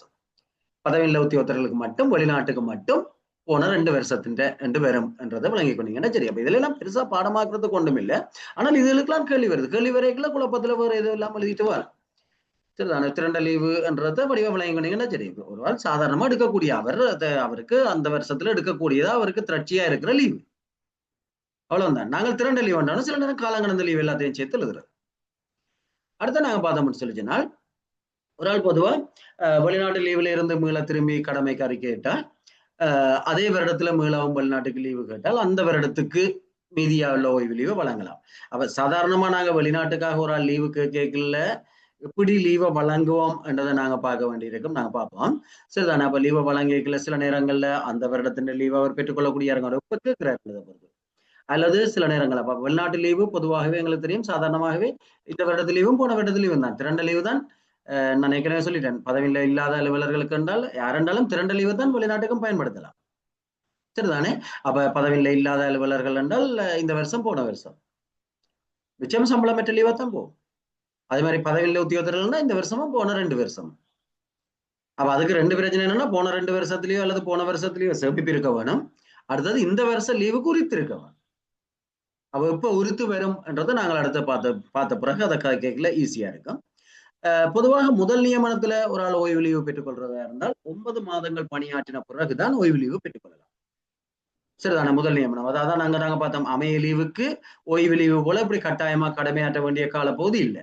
ஆனால் ஓய்வு லீவு என்றது உண்மையா ஓய்வு லீவு என்றது என்னத்துக்காக வழங்கப்படுறது என்று கேட்டா இதே ஒரு வினாவாக வந்தால் ஓய்வு லீவு வழங்கப்படுறதுக்குரிய நோக்கம் அப்ப ஓய்வு லீவு வழங்கப்படுறதுக்குரிய நோக்கம் ஓய்வு எடுக்கிறது. சரிதானே? ரெஸ்ட் எடுக்கிறேன்னு சொல்லுவோம். அப்ப ஓய்வு எடுக்கிறதான் நோக்கம். அதாவது ஓய்வு என்ன எடுக்க வேண்டி வரும்? தொடர்ந்து கடமையாற்றுறதால ஒரு சலிப்புத்தன்மை இருக்கும். அதுக்காக ஒரு ஆள் ஓய்வு எடுக்க வேண்டி இருக்கும். அதனாலதான் நாங்கள் மருத்துவ லீவு எல்லாம் ஓய்வுல வர்றோம். டாக்டர் அதைத்தானே சொல்றாரு, ஓய்வு எடுக்க சொல்லி தானே சொல்றாரு. சரியா? அப்போ ஓய்வு காரணத்துக்காக தான் வழங்குறது. அதுக்காக என்ன தெரியல, இப்ப நீங்க 2 நாள் ஓய்வு எடுக்கிறதுக்கு லீவு தர சொல்லி போனால் லீவு அனுமதிக்கிற அதிகாரிகள் அனுமதிக்கிறமோ தெரியல. ஆனால் ஓய்வு லீவுன்ற நோக்கம் அது. சரிதானே? அதனாலதான் அலுவலக பணியாளர்களுக்கு ஓய்வு லீவு அனுமதிக்கப்படுறது இல்லை. அவர்களுக்கு சுய லீவு. அப்ப ஓய்வு லீவு ஏன் அனுமதிக்கப்படுறதுன்னா அவர்களுக்கு அப்படி ஒரு ஓய்வு தேவையில்லை. ஏன்னா தொடர்ந்து கடமையாற்றத்தால அவர்களுக்கு ஒரு உளவியல் ரீதியான பிரச்சனை வர்றதுக்கு வாய்ப்பு இல்லை. என்றால் அவர்கள் உடல் கடினமான வேலைகளை செய்தாலும் கூட ஏனைய அலுவலர்கள் போல இப்ப நாங்கள் என்ன செய்யணும், ஒரு கடமை என்றால் அதிலேயே கவனம் செலுத்தி செய்ய வேணும். அது சில நேரம் முடியலை என்றால் அடுத்த நாள் அவர் வருவார் என்றால் எங்களுக்கு வீட்டை போனாலும் அதே யோசனை தான் இருக்கும். இந்த நேரம் அலுவலக யோசனை தான் இருக்கும். இதுதான் கருதப்படுது கோட்பாட்டின் அடிப்படையில. சரிதானே? அப்ப எந்த நேரமுமே அதை பற்றி தான் சிந்திச்சு கொண்டிருக்க வேண்டி வரும். ஏன்னா பொறுப்பாக கடமையில ஒப்படைக்கப்பட்டிருக்குது. அப்ப அலுவலக பணியாளர்களை பொறுத்த வரைக்கும் அப்படி இல்லை. அவர்களை பொறுத்த வரைக்கும் ஆபீஸை பூட்டிட்டு போனா அவர்கள் ஆபீஸை பற்றி சிந்திக்க வேண்டிய அவசியம் இல்லை. ஆனா நாங்க அப்படி இல்லை. ஃபைலை வச்சுட்டு போனால் நாளைக்கு அதை செய்து முடிக்க வேணும்ன்ற ஒரு நெருக்கடி இருக்கும். அப்ப தொடர்ச்சியாக எங்களுக்கு அதுலேயே மனம் சென்று இருக்கும். அப்ப அப்படி இல்லாம அதை பற்றி கொஞ்சம் மறந்து ஓய்வெடுக்க வேண்டும். அப்ப அதுக்கு பிறகு தான் அவர் ஆர்வமா ஃப்ரெஷ்ஷா வேலை செய்யலாம் என்றதான் இந்த ஓய்வு லீவுன்ற நோக்கம். அதனாலதான் உங்களுக்கு தெரியும் 2007ஆம் ஆண்டு நினைக்கிறேன் ஒரு சுற்றுலாவம் ஒன்று வந்தது. ஓய்வு லீவு கான பயன்படுத்தாத லீவுக்கான கொடுப்பனவு வழங்குற சம்பந்தமா. அது இப்ப இல்ல, ரத்து செய்யப்பட்டுட்டு. அப்ப அதுல சொல்லப்பட்டிருந்தா கட்டாயம் அவர் தொடர்ச்சியாக 7 நாட்கள் ஓய்வு லீவு எடுத்திருந்தா தான் மிச்ச நாளுக்கு சம்பளம் எடுக்கலாம். அப்ப கட்டாயம் அவர் ஓய்வு எடுக்க வேணும் என்றதான் நாங்க சொல்லப்படுது. சம்பளத்துக்காக முழு நாளுக்கும் சம்பளத்தை எடுத்துட்டு போயிடாது. அப்ப ஓய்வுன்றது கட்டாயம் புறப்பட வேணும் என்றதான் எதிர்பார்க்கப்படுது. அப்ப ஓய்வு எப்ப புறப்பட வேணும்? அவர் தொடர்ந்து கடமையாற்றதால அவருக்கு ஓய்வு தேவை என்ற நிலைமை வரைக்குள்ள தானே. அப்ப புதுசா அவர் நியமனம் கிடைச்சி வரவருக்கு அடுத்த மாதமே அவருக்கு ஓய்வு கொடுக்க வேண்டிய அவசியம் இல்லை. அப்ப அதனாலதான் அலுவலக பணியாளர்களுக்கு ஓய்வு லீவு கொடுக்குறது இல்லை. அது மாதிரி ஆசிரியர்களுக்கு ஓய்வு லீவு வழங்குறது இல்லை. அதுக்கு காரணம் என்னென்றால் அவர்களுக்கு பாடசாலை ஓய்வு நாட்கள் இருக்குது. எனவே அவர்கள் ஓய்வா இருக்கிறதுக்கான காலம் இருக்குது. ஆனபடியால் அவர்களுக்கும் அது அனுமதிக்கப்படுறது இல்லை. மற்றும்படி நாங்கள் தொடர்ச்சியாகவே வேலை செய்து கொண்டிருக்கிறாங்க. எந்த நேரமும் வீட்டும் போயும் அலுவலக சிந்தனையில இருக்கிற நாங்கள் என்ற ரீதியில எங்களுக்கு ஓய்வு தேவைன்றதுக்காக தான் ஓய்வு லீவு அனுமதிக்கப்பட்டது. பேர் வித்தியாசம். அப்ப முதல் நியமனம் பெற்றுக்கொள்றால் அவர் 9 மாதம் கடமையாற்றத்துக்கு இடையில கலைச்சு போக வேண்டிய அவசியம் இல்லை தானே, புதால் தானே. அப்ப அதால என்ன சொல்லியிருக்கனால் 9 மாதம் கடமையாற்றின பிறகுதான் அவர் ஓய்வு லீவு பெற்றுக்கொள்ளலாம். அப்ப இதங்களுக்கு தெரிய வேண்டிய ஒரு விஷயம். சரி, 9 மாதம் அதை ஞாபகம் வச்சுட்டீங்கன்னா சரி. சில நேரங்கள்ல ஒரு அவசரமான சந்தர்ப்பங்கள்ல சில நேரம் புதுசா வருவார்கள், அவர்களுக்கு திருமணத்துக்காக லீவு அனுமதிக்க வேண்டியிருக்கும் என்றால் அப்படித்தானே. அப்ப அந்த நேரத்துல எல்லாம் என்ன செய்யறோம்னு சொல்லி சில நேரங்கள்ல நாங்கள் 9 மாதம் முடியலைன்னு சொல்லிட்டு அவர்களுக்கு நோப்பையில போறது, வந்தோன்னா நோப்பை போறது. அப்ப அப்படியான ஒரு அவசரமான சூழ்நிலை அவருக்கு ஒரு சுவையினமோ அல்லது அவருடைய கட்டாயத்தோ ஒப்பாடு காரணமாகவோ அவருக்கு லீவு அனுமதிக்க வேணும் என்று திணைக்கள தலைவர் கருதினால் இந்த 9 மாதம் முடிகிறதுக்கு இடையில முடிவடைஞ்ச ஒவ்வொரு மாதத்துக்கும் 9ல் ஒரு பங்கு கொடுக்கலாம். அது திணைக்கள தலைவருடைய தத்துவநீர் தீர்மானம். சரிதானே? அப்ப எத்தனை மாதம் ஏற்கனவே ஒரு 4 மாதம் கடமையாற்றினார் என்றால் அப்ப அவருக்கு 24 நாள் ஓய்வு லீவு குறித்திருக்கின்றால் 24 9ஆல பிரிச்சு 4 முழு மாதம் கடமையாற்றி முடிஞ்ச பிறகு அப்ப கடமையாற்றிய மாதங்களுக்கு குறைக்கலாம் இல்லை. அப்ப கடமையாற்றிய மாதங்களுக்கு 9ல் ஒரு பங்குபடி அவருக்கு லீவை வழங்கலாம். அப்ப பொதுவா முதல் தரத்துல பார்த்தோம்னா 9 மாதம் கடமையாற்றின பிறகுதான் அவருக்கு லீவு குறித்து இருக்குது. ஆனால் விசேட சூழ்நிலையில அவர் கடமையாற்றிய மாதங்களுக்கு 9ல் ஒரு பங்குபடி கொடுக்கலாம் என்றது சொல்லப்பட்டிருக்க. அப்படி விநாயகர்களுக்கு வினாவை கேட்ட மாதிரி. சரிதானே? அடுத்தது நியமனத்திலிருந்து 2 வருஷம் போன பிறகு அப்ப நாங்கள் அப்படி என்ன செய்வோம் மாட்டாங்க. அப்ப இப்ப சாதாரணமா பாத்தீங்கன்னு சொன்னால் இப்ப ஒரு ஆள் 10ஆம் மாதம் 1ஆம் தேதி நியமனம் கிடைக்குது. 10ஆம் மாதம் 1ஆம் தேதி நியமனம் கிடைக்குதுன்னு சொல்லி சொன்னால் அவர் 10ஆம் மாதம் 11ஆம் மாதம் 12ஆம் மாதம் 3 மாதம் தான் வேலை செய்வார் ஒரு வருஷத்துல.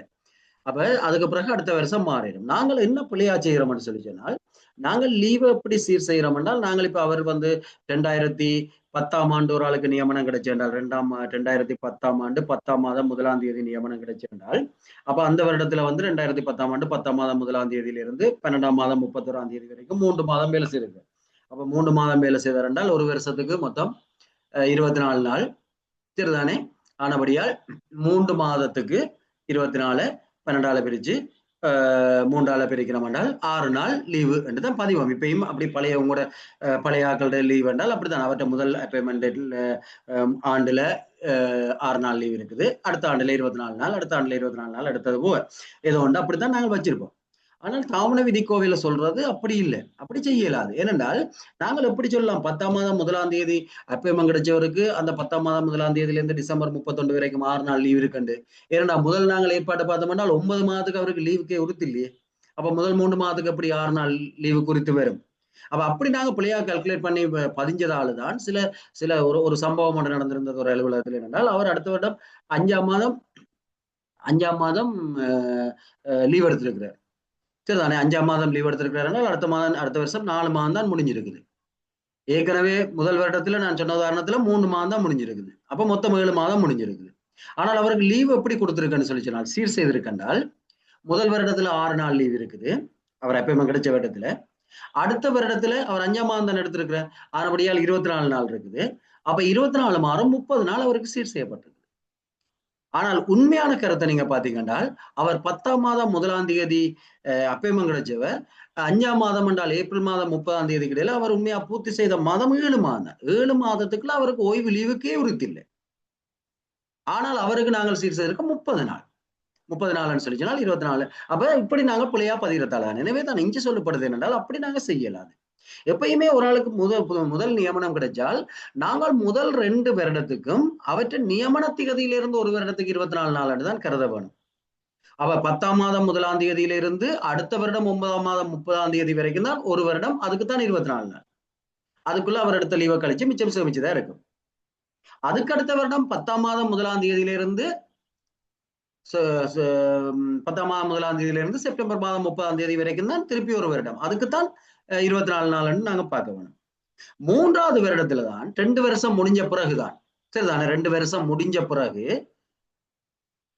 என்ன செய்யணும், அந்த 10ஆம் மாதம் 1ஆம் தேதியிலிருந்து டிசம்பர் 31 வரைக்கும் 3 மாதத்துக்கு 6 நாள் போடணும். அப்ப எப்படி போடணும்னு சொல்லி சொன்னால் அந்த டேட்டின் படி தான் போடணும். அதுக்கப்புறம் 3ஆவது வருடத்திலிருந்து தான் ஜனவரி 1 டிசம்பர் 31 பார்க்கணும். அப்ப இதுதான் சரியான கணிப்பீட்டு முறை.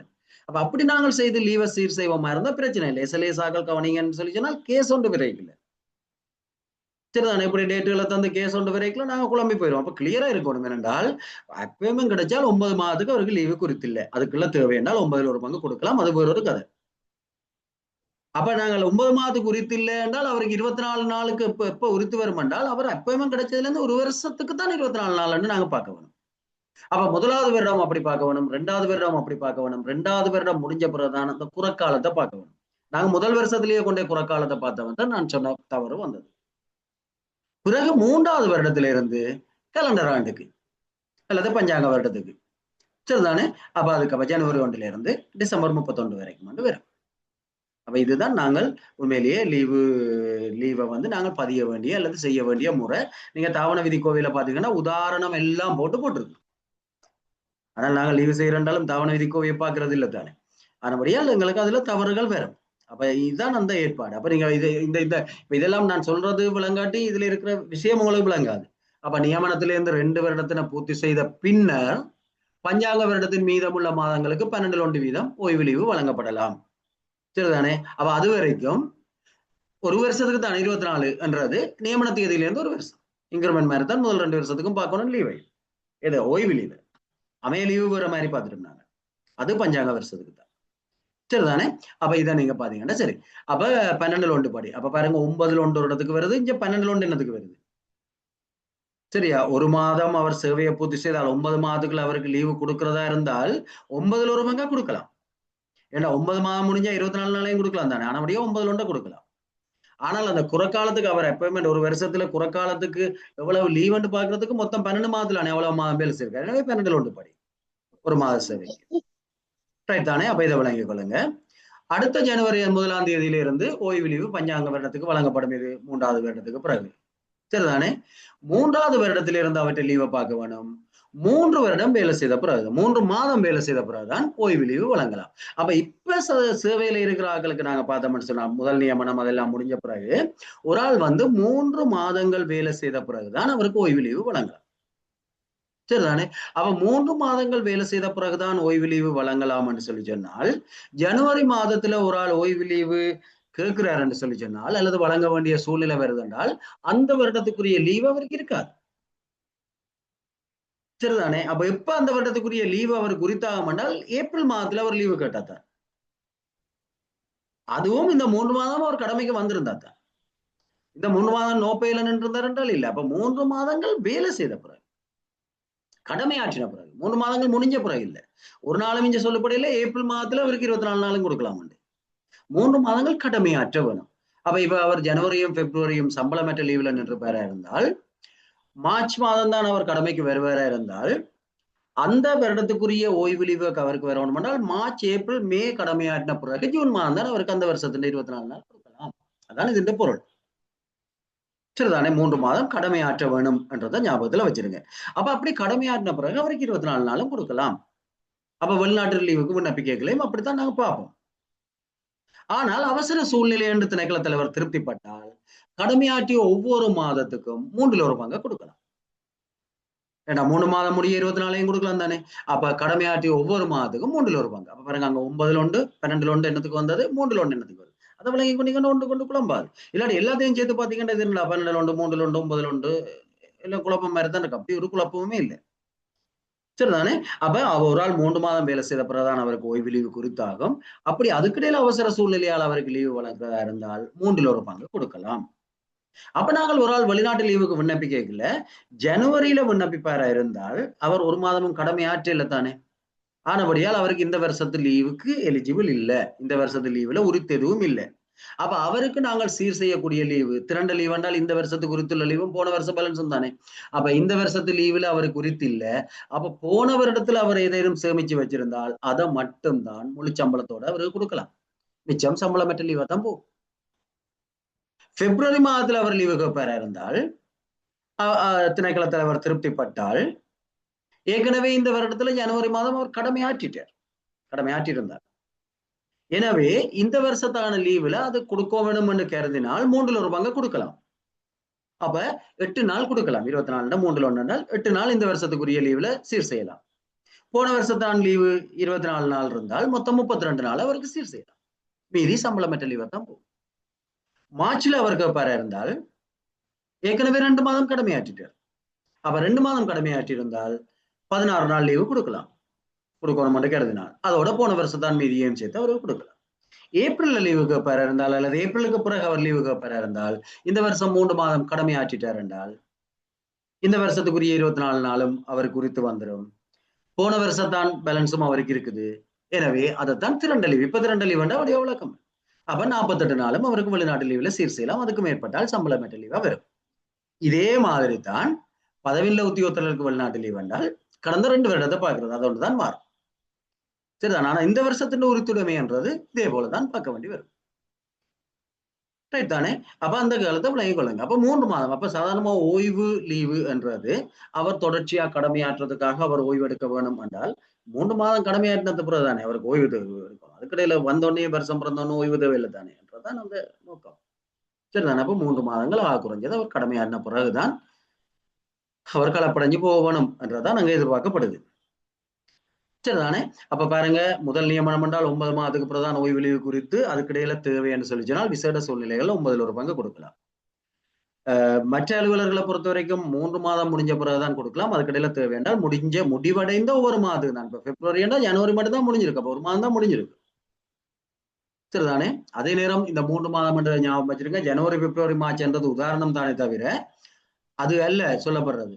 3 மாதங்கள் கடமையாற்றிய 3 மாதம் கடமையாற்றின பிறகுதான் அவருக்கு ஓய்வு லீவு சீர் செய்யலாம்.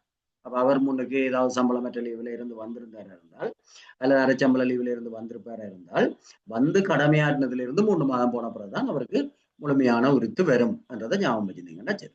சார், இது மைனஸ் ஸ்டாஃபுக்கு சரி வராது தானே, பொருந்தாது தானே? எது இந்த 3 மாதம் கடந்த பின்னர்ன்றது மைனஸ் ஸ்டாஃபுக்கு பொருந்தாது. அவைகளுக்கு சுவையின லீவு தானே நாங்க கொடுக்குறோம். இப்ப என்னடா மைனஸ் ஸ்டாஃபுக்கு இதுல இருக்கிற ஒன்றுமே பொருந்தாது. ஆனா பல விடயங்கள் அங்க சொல்லி இருக்குதுன்னு சொன்னால் திருப்பி இப்ப அவைண்ட வந்து மைனஸ் ஸ்டாஃப் நான் பார்ப்போம். அதுல வந்து விரிவாக கேட்போம். மைனஸ் ஸ்டாஃப் வந்து அவைகளுக்கு என்னென்ன லீவு எங்களுடைய மாதிரியே உறுத்து இருக்குது. மற்றது அவர்களுக்கு சுவையின லீவு தொடர்பாக சொல்லியிருக்கு. சில மாற்றங்கள் இருக்குது. சரிதானே? அதை பார்த்தோம்னா சரி, ஓய்வு லீவுக்கு தான் இந்த இது சொல்லப்பட்டிருக்கு. ஆனா பல திணைக்களங்கள்ல நீங்க பாத்தீங்கன்னா அது அப்படியே தான் கருதப்படுது. ஆனால் அது அப்படி ஆனால் அதுல இந்த வெளிநாட்டு லீவு வழங்கியதுல ஒரு சிக்கல் இருக்குது. இன்னமும் லீவுல பிரச்சனையான விடயங்கள் இன்னமும் இருக்குது. சரியா, நாங்கள் அதுல கேட்போம். ஏனென்றால் வெளிநாட்டு லீவு வழங்கியதுல மைனஸ் ஸ்டாஃபுக்கும் இதே முறைதான் அமைச்சால அனுமதிக்கப்படுது. வெளிநாட்டு லீவுக்கு விண்ணப்பிச்சாக்கள் தெரியும் உங்களுக்கு. நீங்க எல்லாம் உங்களோட அலுவலகத்துல இதே முறையில தான் உண்மையா இது ஓய்வு லீவுக்கு சொல்ற ஏற்பாடு தான். சரி, ஆனா அவர்களுக்கும் வந்து வெளிநாட்டு லீவுக்கு பின்னுக்கு சொல்லி இருக்குது. ஆனால் இந்த முறையின்படி தான் வெளிநாட்டு லீவு அனுமதிக்கப்படுது. உண்மையிலேயே இதுல காரணம் வந்து இது நான் சொன்ன ஓய்வு லீவுன்ற விளக்கத்துல இருந்தால் இது வருது. சரியா, மைனேம் பிளேஸ் பார்ப்போம். பின்னுக்கு இருக்கு, நான் டியூட் அனுப்பிவிடுறேன். நல்ல அனுப்பினாக்கள் ஒரு பாருங்க. ஆனா நாங்கள் அதுல கிளியரா பார்த்து கொண்டு போவோம். அப்ப இது ஓய்வு லீவு தொடர்பான ஏற்பாடு. அப்ப இது எங்களுக்கு தெரிஞ்சிருக்கணும். அடுத்தது விபத்து லீவு. சரியா, விபத்து லீவை பொறுத்த வரைக்கும் இங்க சொல்லி இருக்குது அமைச்சின் செயலாளரால் தான் அனுமதிக்கப்படும். அப்ப இதுக்கு முதல் சொன்னது எல்லாத்துக்கும் அமைச்சின் செயலாளருக்கும் சம்பந்தம் இல்லை. நாங்க முன்னுக்கே பார்த்தோமே, யார் அனுமதிக்கிற அதிகாரி? அது திணைக்கள தலைவர் லீவுக்கு விண்ணப்பிச்சால் அமைச்சின் செயலாளர். ஏனைய எல்லா அலுவலர்களை பொறுத்த வரைக்கும் திணைக்கள தலைவர் தான் அனுமதிக்கிறது. அப்ப அமைச்சின் இது வந்து விபத்து லீவு அனுமதிக்க வேண்டியது அமைச்சின் செயலாளர். அப்ப விபத்து லீவு எவ்வளவு காலம் என்றால் 1 வருடம் முழுச்சம்பளத்தோடையும் 6 மாதம் அரைச்சம்பள லீவு. சரி, ஆனா முழுச்சம்பளத்தோட 1 வருடம் வழங்கப்படலாம், 6 மாதம் அரைச்சம்பள லீவு வழங்கப்படலாம். இது வந்து சாதாரணமா வளமையான எல்லா லீவுக்கும் மேலதிகமானது. இப்ப எங்களுக்கு தெரியும் சில நேரம் சில விசேட நோய்களுக்கான லீவுகள் இருக்குது. அப்ப அது நாங்கள் ஏற்கனவே விரிவா பார்த்துனாங்க. சரிதானே, குஷ்டரோகம், கச நோய், மற்றது சாதாரண சத்திர சிகிச்சைக்கு பிந்தின ஓய்வு. சரிதானே, அப்ப அது வந்து அனுமதிக்கப்படைகளை நீங்க பாத்தீங்கன்னு சொல்லி சொன்னால் அவருடைய வளமையான லீவுகள் சீர் செய்யப்பட்ட பிறகு மேலதிகமாக விசேட லீவுன்னு சொல்லப்பட்டது. சரிதானே, அவற்றை லீவுகள் சீர் செய்யப்பட்ட பிறகு மேலதிகமாகத்தான் லீவுன்னு சொல்லப்பட்டிருக்குது. அது புற்றுநோயா இருந்தாங்க, அல்லது சில நேரம் மருத்துவ சபையால தீர்மானிக்கப்படுற இனிய லீவுகளா இருந்தானே, சத்திர சிகிச்சைக்கு பிந்தின ஓய்வா இருந்தானே. சரி, 5 விடயங்கள், அதுல 3 நோய்கள் சொல்லப்பட்டிருக்குது. அடுத்தது வந்து மருத்துவ சபையால தீர்மானிக்கப்படுற அதுக்கு சமனான நோய்கள். அடுத்தது வந்து சத்திர சிகிச்சைக்கு பிந்தின ஓய்வு. அப்ப இதுல வந்து அவருக்கு உரித்தான லீவுகள் சீர் செய்யப்பட்ட பிறகுதான் எஞ்சியது விசேட லீவுன்னு சொல்லப்படுதாங்க. ஆனால் இங்க வந்து விபத்து லீவு அப்படி இல்லை. விபத்து லீவு வந்து அவருக்கு உரித்துள்ள லீவு இல்லாததுக்கு மேலதிகமானது. இதை கொண்டே அதுல சீர் செய்ய வேண்டிய அவசியம் இல்லை. சரிதான், அவர் இந்த வருஷத்துல இப்ப 1 வருஷம் விபத்து லீவு எடுக்கிறார் என்றால் இந்த வருஷத்துக்குரிய ஓய்வு லீவை கொண்டே அதுல சீர் செய்ய தேவையில்லை. அவர் ஓய்வு லீவு இந்த வருஷம் எடுக்கல. சரிதானே, அப்ப அப்படியான ஒரு பிரச்சனை இருக்குது. அதுல சில விடயங்கள் இருக்கு, தொடர்ச்சியா 1 வருஷம் வரைக்கும் வரும். அப்ப நீங்க பாத்தீங்கன்னு சொல்லி சொன்னால் விபத்து லீவுன்றது பழமையான லீவுகளுக்கு மேலதிகமானது. இது வழங்கக்கூடிய சந்தர்ப்பங்கள் சொல்லப்பட்டிருக்கு. அப்ப இது எங்களுக்கு பரீட்சைக்கு தேவையானது. அப்ப ஒன்று வந்து கடமை ஆற்றைகள், அதாவது கடமையின் போது விபத்து ஏற்படும். சரிதானே, சுயனம் ஏற்படுறது இல்லை. விபத்துன்றது உங்களுக்கு தெரிந்தானே. அல்லது கடமை புரியாட்டியும் கடமையோட சம்பந்தப்பட்ட கடமை ஏதாவது நிறைவேற்றியக்குள்ள நடக்கிறதா இருக்க வேணும். அல்லது கடமையின் போது நடந்த ஏதாவது செயலின் விளைவாக ஏற்பட்ட விபத்தா இருக்க வேணும். அல்லது பதிவிடத்திலிருந்து கடமைக்கு செல்லல, அல்லது கடமை முடிந்து பதிவிடத்துக்கு விரைக்கல. சரிதானே, அப்ப இப்படியான சந்தர்ப்பங்கள்ல இந்த சந்தர்ப்பங்கள்ல அல்லது கடமையின் பொருட்டே பிரயாணம் செய்யல, அதாவது ஒரு அலுவலகத்துல இருந்து கடமைக்காக இன்னொரு வழிக்கல கடமைக்கு போய்க்கல, அல்லது அங்க போயிட்டு அலுவலகத்துக்கு திரும்பி வரைக்கல. அடுத்தது அலுவலகம் முடிஞ்சு வீட்டை போய்க்கல, அல்லது பதிவிடத்துல இருந்து விடிய அலுவலகத்துக்கு வரைக்கல. அப்ப இந்த சந்தர்ப்பத்துக்கும் வழங்கலாம். அப்ப கடமை லீவுக்கு வந்து கட்டாயம் கடமையின் போது நடந்திருக்க வேணுமென்று இல்லை, அவர் வீட்டை போய்க்கல நடந்திருந்தாலும். ஆனால் என்ன பிரச்சனைன்னு சொல்லி சொன்னால் விபத்து லீவு வழங்க வேணும்னு சொன்னால் அது நிரூபிக்கப்பட வேணும். இந்த சந்தர்ப்பம் இருக்குன்னு நிரூபிக்க வேணும். அப்ப அவர் ஆபீஸ் முடிஞ்சு போய்க்கல என்றால் அவற்றை வீடு எங்கேன்னு முகவரி ஒன்று இருக்குத்தானே. அப்ப அது வீட்டுக்கு போற ஒரு வழி ஒன்று இருக்குத்தானே. அப்ப அதை விட வேற எங்கேயோ திசையில போய் விபத்து நடந்தது, நாங்க வீட்டுக்கு போனோம்னு சொல்லலாம். சரிதானே, அப்ப இந்த சந்தர்ப்பம் என்றதை நாங்க நிரூபிக்க வேணும். அப்ப இந்த சந்தர்ப்பங்களை ஞாபகத்துல வச்சிருங்க. ரெண்டால் இது வினாவுக்கு வரக்கூடிய ஒன்று. மற்றது விபத்து லீவுன்ற அளவு 1 வருடம் முழு சம்பளத்தோட லீவு, 6 மாதம் அரைச்சம்பளத்தோட லீவு. அப்ப இந்த காலத்துக்கு அனுப்பலாம் என்றால் அதுக்கும் சில நிபந்தனைகள் இருக்குது. அப்ப விபத்து லீவு வழங்குறதுக்கான நிபந்தனைகள் ஒன்று, அதுக்கான சந்தர்ப்பங்கள் இருக்குது. எப்ப வேண்டாம் அந்த சந்தர்ப்பம் உண்டு என்றதை நிரூபிக்க வேணும். அடுத்தது இதுக்குரிய பிரதானமான நிபந்தனைகள் சட்டத்தையோ அல்லது திணைக்கள விதிகளையோ ஒழுங்குகளையோ மீறி இருக்கக்கூடாது. சரிதானே? சட்டத்தை மீறி இயலாது, திணைக்கள ஒழுங்கு விதிகளே மீறி இருக்க இயலாது. அப்ப அதை மீறி இருந்தால், இப்ப உதாரணத்துக்கு டிரைவிங் லைசன்ஸ் இல்லாத ஒரு ஆள் வாகனத்தோடி போய் விபத்து என்றால் அது சட்டத்தை மீறிட்டார் அவர். சரிதானே? அடுத்த 2வது அலுவலருடைய கவனையினம் காரணமா இருக்கக்கூடாது. அப்ப அவற்றை கவனையினத்தாலதான் அது நடந்தது என்று சொல்லக்கூடாது. எங்களுக்கு தெரியும் பல சந்தர்ப்பங்கள் இருக்குது. சரிதானே? ஒரு ஆசிரியர் ஒரு ஆள் பஸ் நிப்பாட்ட முதலே இறங்கினதால விழுந்து கால் முறிஞ்சது. ஆனால் விபத்து லீவு கொடுக்க முடியாது. ஏனென்றால் பஸ் நிக்க முதல் இறங்கினா அவற்றை கவனையினம் தானே. சரிதானே? அப்ப நாங்கள் ப்ரூவ் பண்ணணும் இந்த 2ம் இல்லை. சட்டங்களையோ திணைக்கள விதிகளையோ ஒழுங்கு விதிகளையோ மீறல. இப்ப சில ஒழுங்கு விதிகள் இருந்தா, இப்ப சில ஒரு மின்கம்பத்துல ஏறணும் என்றால் அதுக்குரிய உடைகள் அணிஞ்சுதான் ஏறணும் என்றால் அவர் ஏறாம விபத்து அடைஞ்சால் அவர் லீவ் எடுக்க முடியாது. சரிதானே? அதான் பிரச்சனை. அப்ப எனவே ஒழுங்கு விதிகளையோ திணைக்கள விதிகளையோ சட்டங்களையோ மீறி இருக்கக்கூடாது, அலுவலற்ற கவனையினம் காரணமா இருக்கக்கூடாது.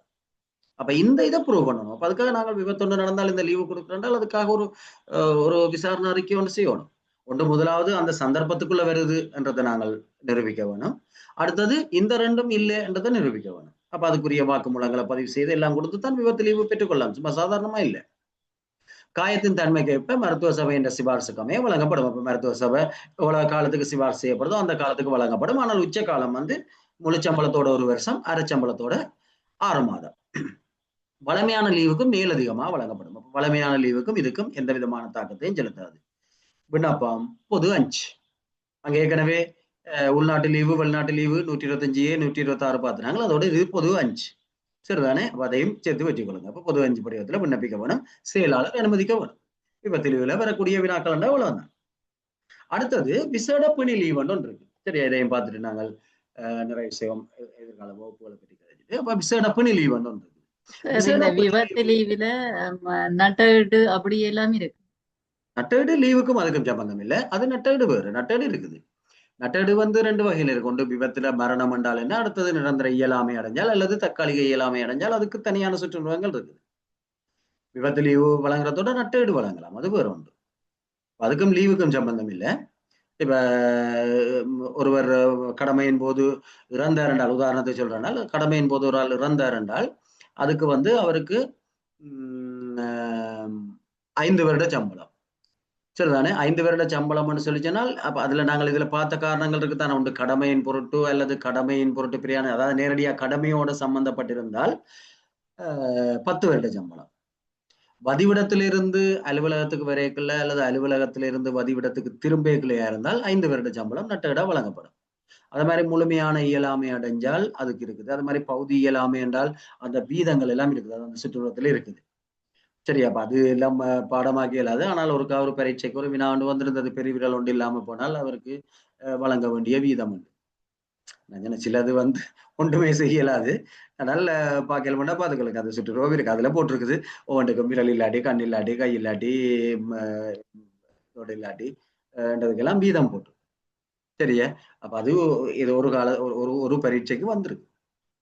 ஆனால் அதுக்காக நாங்கள் அதை இல்லை, சிலதுகளை ஒன்றும் செய்யல. சுற்று நிறுவனம் என்ன இலக்கம் சார்? சுற்று நிறுவனம் இருக்குது, நான் போட்டு விடுறேன், எனக்கு இப்ப ஞாபகம் இல்லை. சரி, அது பழைய சுற்று நிறுவனம் உண்டு. யாருக்காவது தெரிஞ்சா சொல்லுங்க, சரியா தெரிஞ்சா சொல்லுங்க, இல்லாட்டி சொல்லாங்க, இல்லாட்டி நான் போட்டு விடுறேன். சரிதானே? இப்ப கையில இல்லை அந்த சுற்றுவங்கள் கொடுத்தது, நான் போட்டுவிடுறேன்.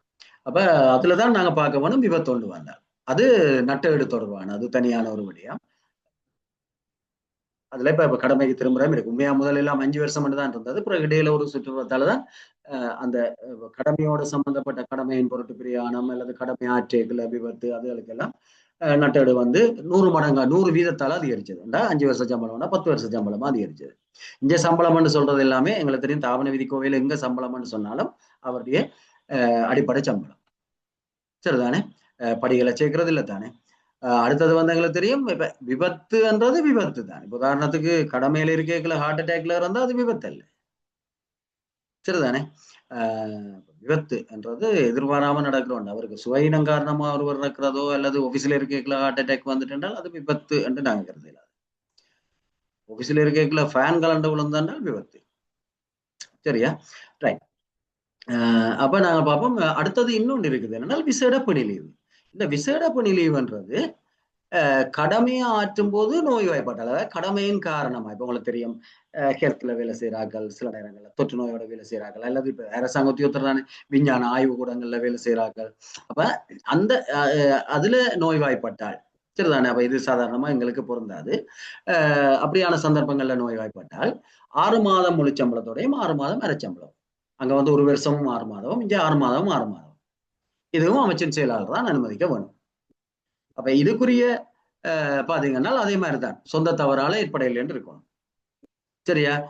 அந்த கடமைகள தன்மைக்கு ஏற்பத்தான் அது ஏற்பட்டது என்றது நிரூபிக்கப்பட வேணும். இதெல்லாம் அரசாங்க மருத்துவ அலுவலரால சான்றிதழ் வழங்கப்பட வேணும், சரிதானே? அவற்றை தவறு இதுல காரணம் இல்லை, மற்றது அந்த கடமைகள தன்மைப்படிதான் இந்த நோய் அவருக்கு வந்தது என்று சொல்லி. இப்ப சும்மா நோய்வாய் வர்றதுக்கு சந்தர்ப்பம் இல்லை, சரி? அந்த கடமையோட தொடர்பு இல்லாம இவருக்கு ஒரு ஹார்ட் அட்டாக் வர்றதுக்கு அப்படி என்று இல்லை, அந்த கடமையால இந்த நோய் வந்தது என்று சொல்லி மருத்துவ சான்றிதழ் ஒன்றால நிரூபிக்கப்பட வேணும். அப்ப அப்படியான சந்தர்ப்பத்துல அப்ப இதுவும் வந்து வழமையான லீவுல இருந்து கழிக்கப்பட மாட்டாது. அப்ப விபத்து லீவு, விசேட பணி லீவு ரெண்டுக்கும் உள்ள வித்தியாசம் 6 மாதம் தான் இருந்தது, பிறகு அது இப்போ 1 வருடமா அதிகரிக்கப்பட்டிருக்கு. இதுவும் வழமையான லீவுல இருந்து கழிக்கப்படாது. இப்ப சில நேரங்களுக்கு விபத்து என்றால் இப்ப அதுல சொல்லி இருக்கிறது வந்து ஒன்று கடமை நிலையத்திலிருந்து பதிவிடத்துக்கு போய்க்கலாம், அல்லது பதிவிடத்திலிருந்து கடமை நிலையத்துக்கு வரதான். இப்ப சனிக்கிழமை வீட்டை நின்று சந்தைக்கு புகைகளை நடக்கிற விபத்தை பற்றி சொல்லல, சரிதானே? அதாவது தனிப்பட்ட காரணத்தால நடக்கிற விபத்தை பற்றி அதுல சொல்லப்படல, சரிதானே? அப்ப தனிப்பட்ட காரணத்தால நடக்கிற விபத்தை பற்றி அதுல சொல்லப்படல, இதைத்தான் சொல்லப்படுது. ஆனால் தனிப்பட்ட நேரத்துல விபத்து நடந்தால், சரிதானே, அதுக்கும் இதுல ஒரே ஏற்பாடு இருக்குது. கடமையின் போதல்லாத விபத்துல காயமடைஞ்சார் மருத்துவ சபையின் சிபாரிசின் பேர்ல தாபன பணிப்பாளர் நாயகம் தீர்மானிச்சார். அப்ப இங்க வந்து தாபன பணிப்பாளர் நாயகத்து தான் அதிகாரம் கொடுத்திருக்கு. அந்த வேறுபாட்டையும் பார்த்துக்கொள்ளுங்க. அங்க விபத்து லீவு அனுமதிக்கிறது, விசேட பணி லீவு அனுமதிக்கிறது செயலாளர், சரிதானே? இங்க தீர்மானம் எடுக்க வேண்டியது தாபன பணிப்பாளர் தீர்மானம் எடுத்தா தான் செயலாளர் அதை அனுமதிக்கலாம், சரிதானே? அப்ப தாபன பணிப்பாளர் நாயம் சம்பந்தப்படும். அப்ப கடமையின் போது இல்லாத விபத்துன்றது தனிப்பட்ட ரீதியில அவருக்கு ஏற்படுற விபத்துகள். அப்ப அதுக்கு விண்ணப்பிக்கலாம். அது அந்த சந்தர்ப்பத்தை பொறுத்து தாபன பணிப்பாளர் நாயம் கொடுக்கலாம் என்று நினைச்சால் அதுவும் விபத்து லீவு கொடுப்படாது. இந்த விபத்துக்காக வழங்கப்படுறது இந்த விசேட பணி லீவு தான். அதாவது என்ன வித்தியாசம்? விசேட பணி லீவு என்றது வழங்கப்படும் என்றால் என்ன வித்தியாசம் என்றால் 1 வருடம் முழு சம்பளத்தோட கொடுப்படாது, 6 மாதம் முழு சம்பளம், 6 மாதம் அரைச்சம்பளம் என்றதான் அதன் கருத்து, ரைட்டானே? அப்ப இது இந்த ஏற்பாட்டுக்கு கீழே கடமையின் போதல்லாத விபத்து கொடுக்கலாம். அதுல விசேடமா தாபன பணிப்பாளர் தான் அதை தீர்மானிக்க வேணும் கொடுக்கிறதா இல்லையான்னு சொல்லி. அப்ப இப்படி கொடுக்கப்பட்டாலும் இது அவற்றை வழமையான லீவில இருந்து கழிக்கப்பட மாட்டாது, அது மேலதிகமான ஒன்றா தான் கருதப்படும், சரிதானே? அப்ப விபத்து லீவு, விசேட பணி லீவு என்றதை பார்த்துக்கொள்ளுங்க. சரியா? அந்த நட்டவிட்டு சுற்றுருவம் ஒரு ஆள் போட்டுக்கிறீங்க 2293, சரி சரியா? 2293 சுற்றுருவம் பாருங்க. அதுக்கு பிறகு அதுல நான் நினைக்கிறேன் ஒரு திருத்தம் வந்து அதுல வேற சுற்றுருவம் வந்து அதுல அந்த 100% அதிகரிச்சிருக்கு. நீங்க ஒரு பாருங்க. நான் நட்டெடு தொடர்பா 2-3 சுற்றுருவங்கள் இருக்குது. நான் அதுல ஒரு புதறிவுக்காக போட்டு விடுறேன். நீங்க அந்த சுற்றுருவத்தை போட்டு விடுறேன், நீங்க பார்த்துக்கொள்ளுங்க, வாசிக்கொள்ளுங்க. ஓகே. அப்ப இந்த விடயங்களோட நாங்கள் இன்றைக்கு வகுப்பை நிறைவு செய்வோம். அதுக்காக லீவ் ஆகுங்க.